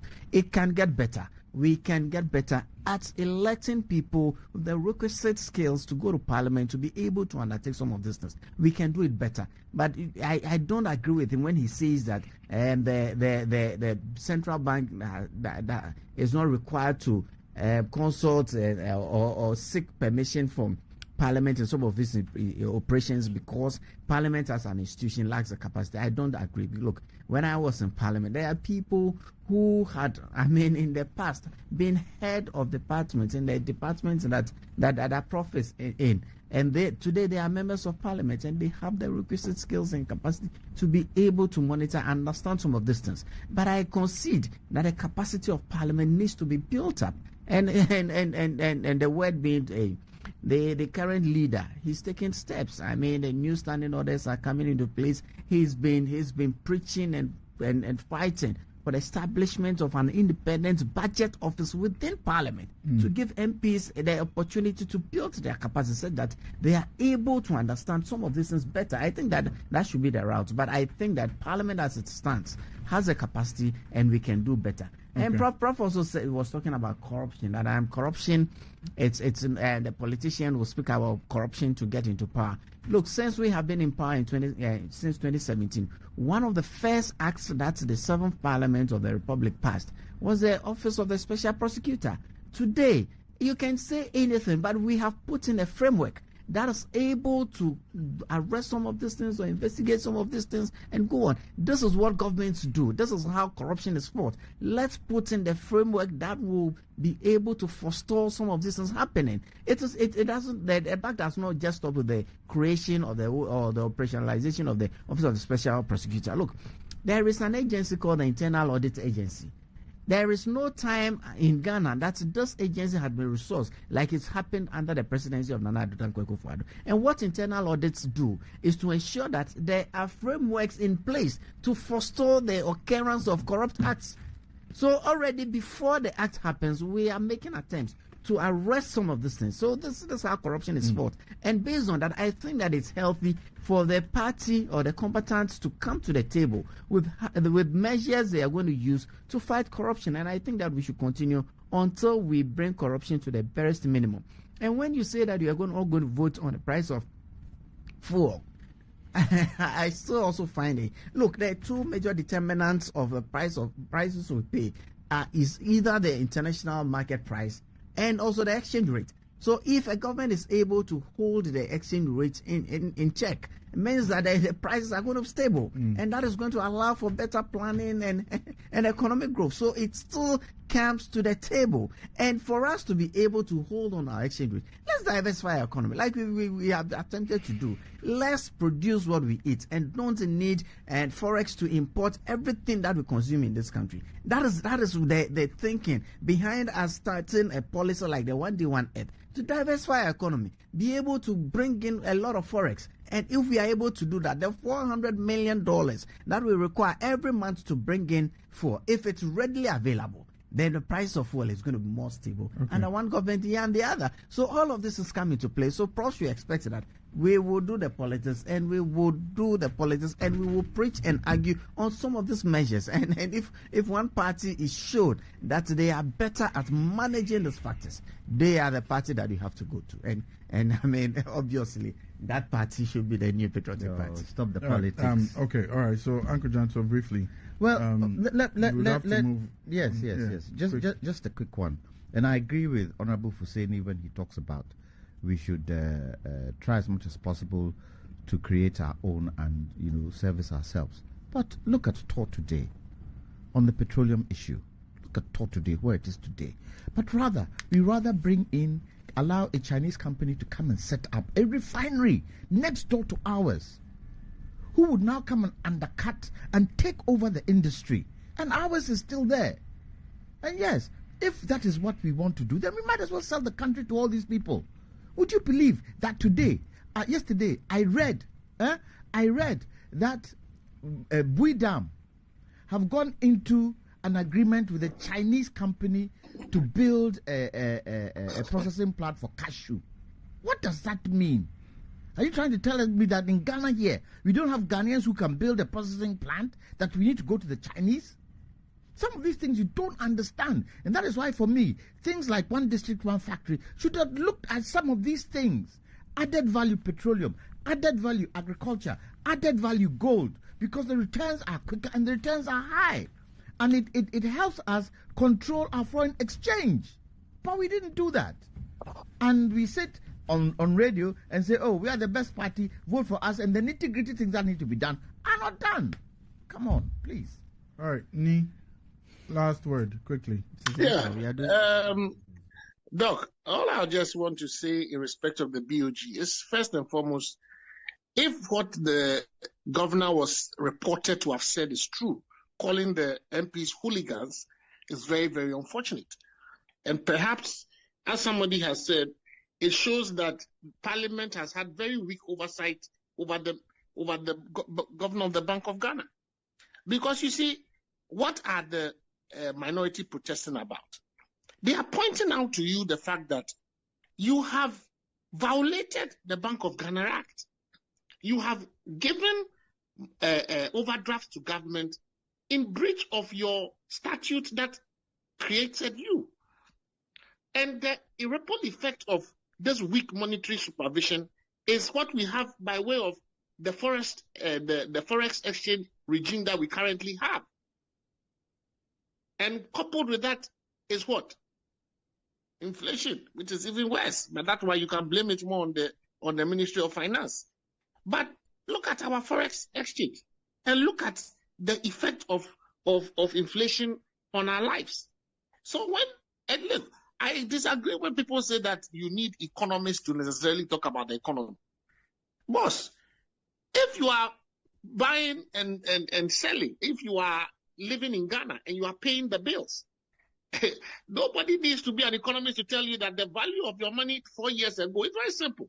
Compare what you can buy 4 years ago to what you can buy now with the same amount of money. That should tell you the value of your money. That should tell you the value of your money. So we have a situation where the Bank of Ghana governor needs to eat humble pie and needs to listen.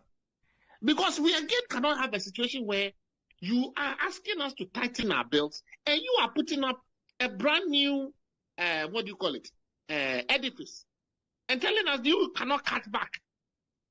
We should pay higher taxes. We should cut back. We should understand government. We should tighten our belts. The Bank of Ghana cannot tighten its belt and postpone the building of its new head office and save us some money. I think that the Bank of Ghana governor needs to just listen a little more, you understand, and be more sensitive to Ghanaians. Let us also feel that you are feeling what we feel, you understand, and then maybe we can also understand you when you come back to us and say, what happened was not as a result of, maybe sometimes the way you communicate will make people understand it, but the way he's communicating to us is not right.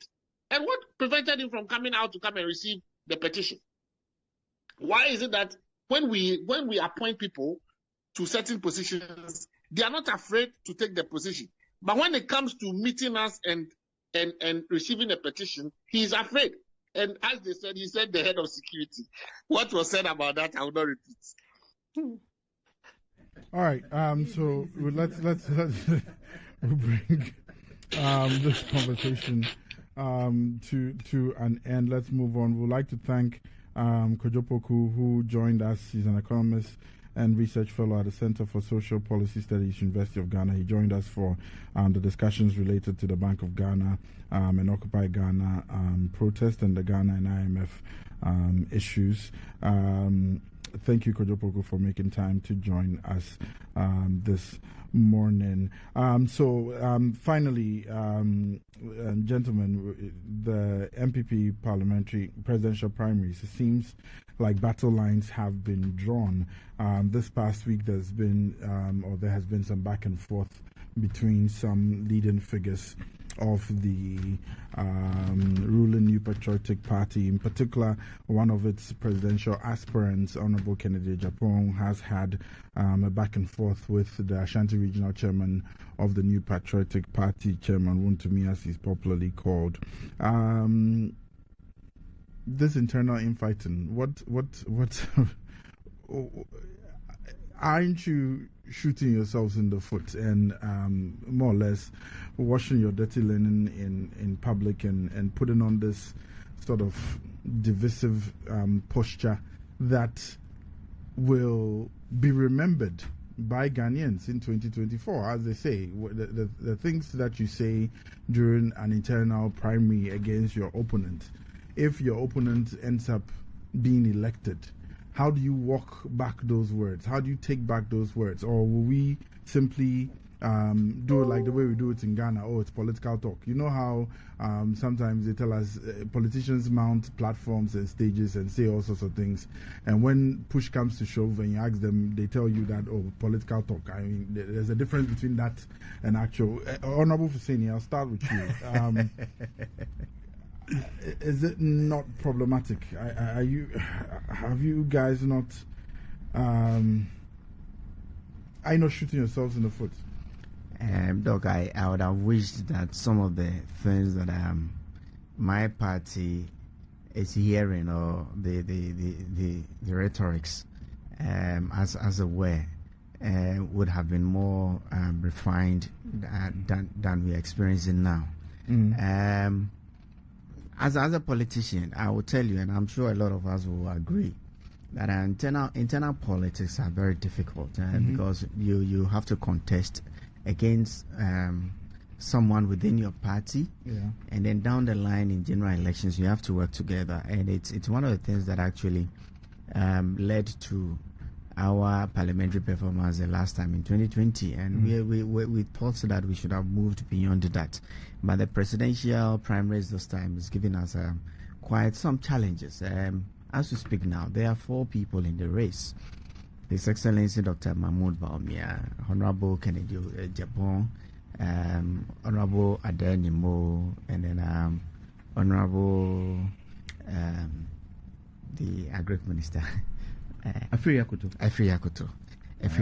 And with these four gentlemen, I would have expected that we would have gone through some relatively refined campaigning, and you see, but from the field you can see the posture of particularly the vice president. He's been that of not combative. He's kept his eye on the ball. He's kept to his messaging. He's kept to meeting his people. When you're a front runner, that's what's expected of you. Of course, that's what is expected, because you have everything to lose. I mean, if this thing does not work well, he stands to lose everything. On the side of not he alone. Exactly. The party, the country. Exactly. The party, the country. Not the country. The party. Of course, the country. Because Why? Look, the ultimate is to provide that leadership to the country. You haven't provided leadership. In the past, we can tell you countless number of people who were presidents that Ghana never had. See, given what transpired in '79, I mean, if elections had gone really well, I mean, Ghana would have had one of the best presidents that he never had. That's the reality of it. So you have to comport yourself. And in all of these challenges that the party is going through, I admire how Dr. Mahmoud Bawumia has kept his eye on the ball. I am hoping that he's able to do that. His followers, his admonishment as to not to react to some of these things, else we will tend to all go down the places that we don't intend to. And I think that we pray. We have barely 4 weeks to go. I pray that leadership within the party will call some of the combatants to book and actually do what we have to do, because it's getting to proportions that some of us as members of the party are not too proud of.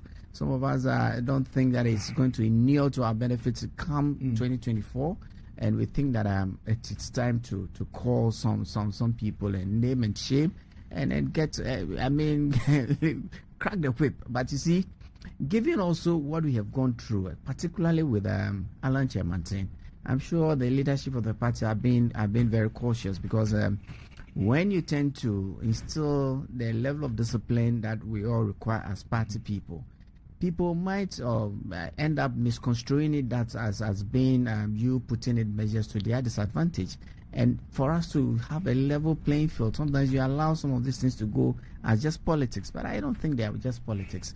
There are people whose character has been called into question, people whose wealth has been called into question, and all of that. And I think that our party really needs to find a way to forestall, to manage some of these situations and some of these things. Else, it's not going to. It's not a case of typically the Ashanti Regional chairman of the party. Yes, his reaction. Yes, people might be happy, but others might also see it in another light. I mean, some of these things. But as a family, we need to recognize that we have a common opponent in the NDC and not amongst ourselves. So it's time for us to be able to close the gaps amongst us and have that formidable front that we all pray for going into election 2024.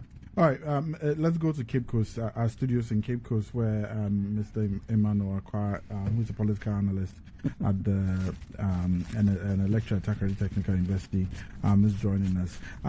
From your perspective, so we've heard what the New Patriotic Party representative is saying, obviously admitting the fact that it doesn't all go well for the party and its chances in the 2024 elections.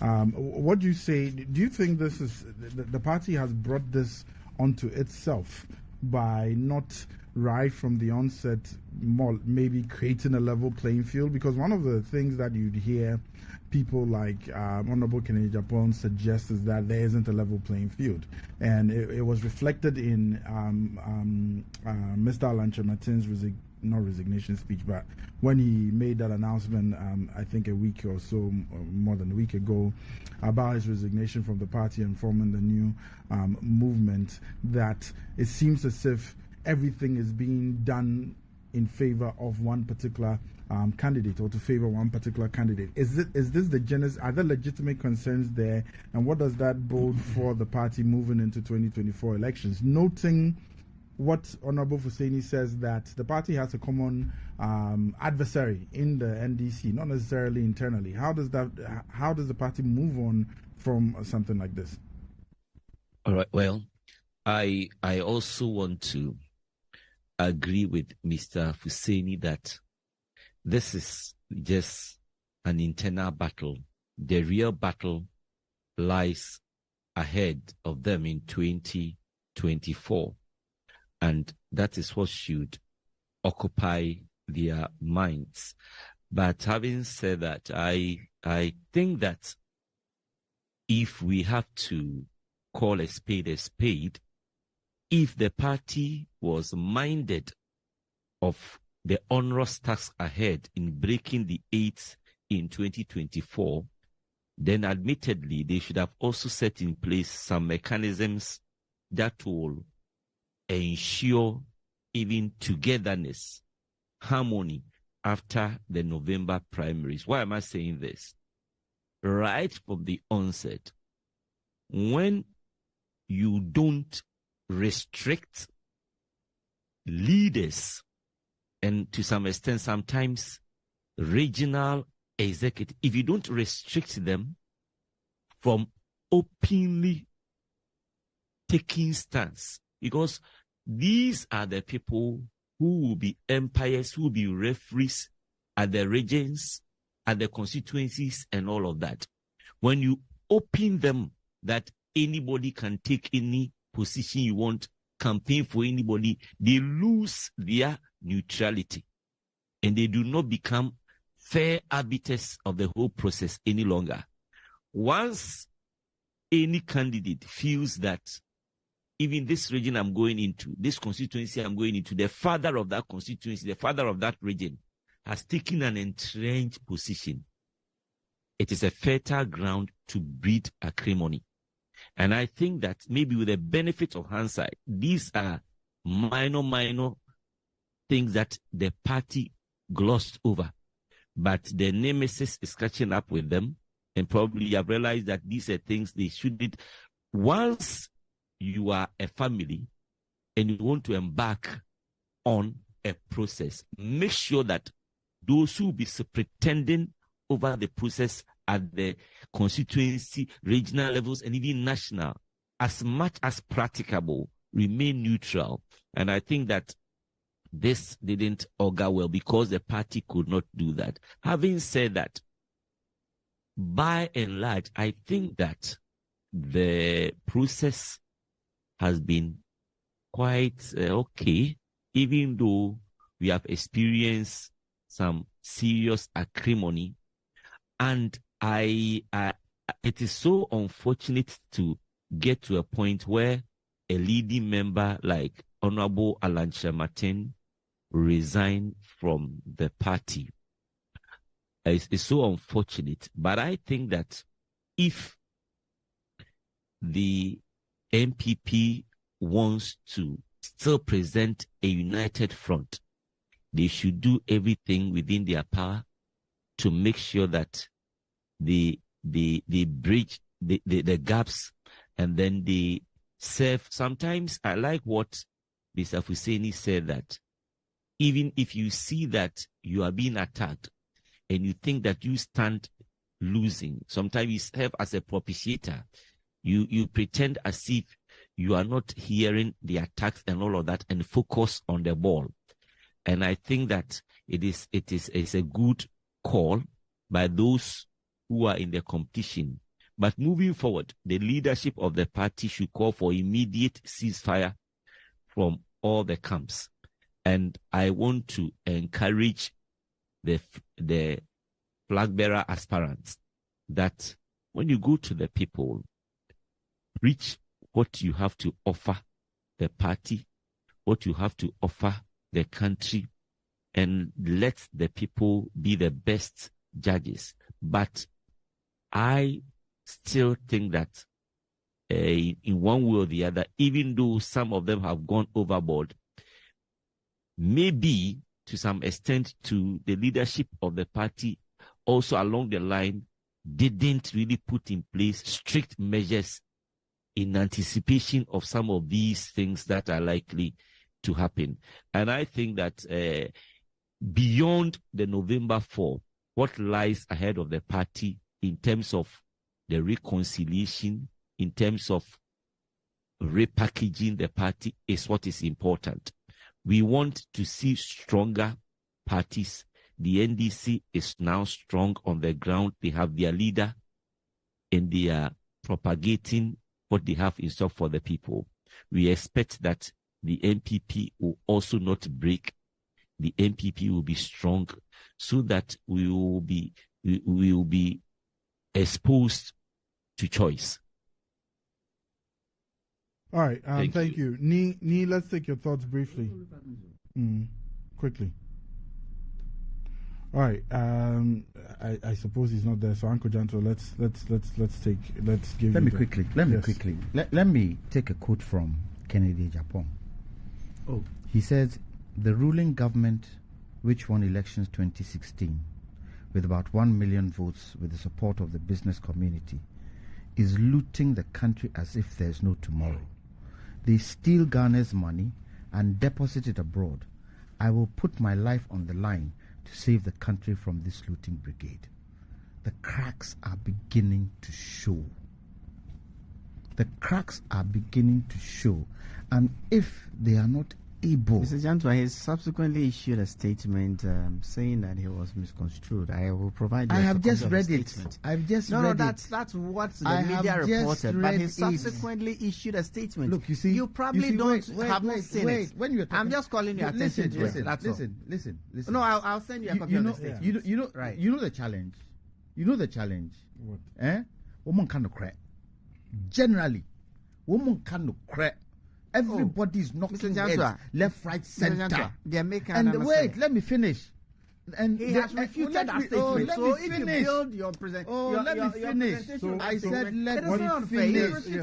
What he's saying, what Honorable he has repeated it. In as much as this was the reportage, there has been a subsequent release from him. It has come out. It has come out. And he said that I did not say that. It has come out. That is not what I intended to say. You shouldn't have said it in the first place. I know you are gone there. Basing your premise on the fact that he said it. Please, but he's saying that he did not my say time that. is going. My time is going. He's saying that he did not my say that. time is going. Wait. There was a huge statement. Plenty. Maybe I'll provide you a copy of the statement. I said plenty in there. Look, I will give you the look. On, It doesn't bode anybody well for any political party to break up. It doesn't. Look at the Nkrumah's groups.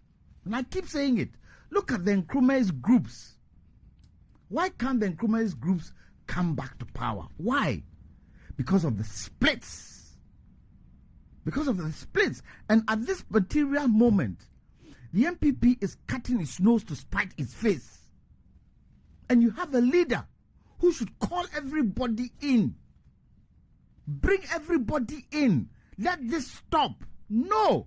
The leader is quiet. And you get a stalwart like Alan Kyerematen to leave. Why? What is the real reason why Alan left? What is the real reason? Is the real reason only the fact that there seems to be an establishment candidate? Is that the real reason? Or there's more to it than Mr. Alan I? himself not an establishment candidate at any point? Look. Forget. It's not a real one. Well, then there's something more to it than that. And nobody should take it for granted. This is, Kyerematen has just left. Going down the road when he now gets stronger. And there are some politicians within the MPP who decide that we don't like what is going on, we are going to support him, and they vote for him and they get into parliament. That is where you will see the cracks getting bigger. It has to stop. The leadership of the MPP should try their possible best. And Doc, is the approach they use that is important. And so far, they haven't been able to approach it in a way that will bring consensus. Honorable Fuseni is sitting here touting the one he supports. Fair enough. But on a stage like this, where we are talking about the efficacy of MPP staying together, you don't even go down that route. You talk about unity, how you can bring yourselves together. But exactly small home election, you are fighting. Referring to small home election, you are fighting. Yeah, but that happens with every it happens. But we've known one thing we've known about the MPP. They are good at bringing themselves together quickly. Exactly. They are good at doing unite, we win elections. That depends on the leader. That depends on the leader. Look at the 17. It depends on the kind of leader you have. And if the leader you have today is not bringing that together, how do you come back together? How?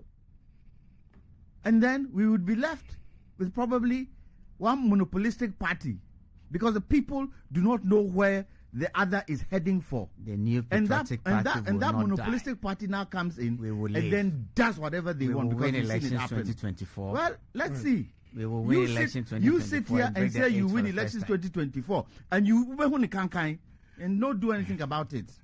All right, that's all time would allow us this morning. This morning we've been having some interesting conversations. We talked about Ghana and IMF agreeing on the second tranche of bailout money. We also talked about the Bank of Ghana, the Occupy Bank of Ghana demonstration and the response from the governor of the Bank of Ghana. And we just briefly touched on the MPP presidential primaries and matters arising. On the first two issues, we talked with Kojo Poku, who is an economist and research fellow at the Center for Social Policy Studies, University of Ghana. And we also spoke with Emmanuel Akwa, who is a political analyst and lecturer at the Takoradi Technical University, and he joined us from Asase Radio Studios in Cape Coast. Thank you very much for joining us this morning. On Zoom as well, Nick Paposamwa Ado joined us on Zoom, and in the studio we had Honorable Fuseni Issa and Kwame Jantua, who joined us and helped us with our discussions. Thank you very much for being with us once again this afternoon, or this morning, I must say. And like I always say, until next week, stay informed. My name is Kweku Ajiman Budu, and thank you for the pleasure of your company. Team Talk is up next.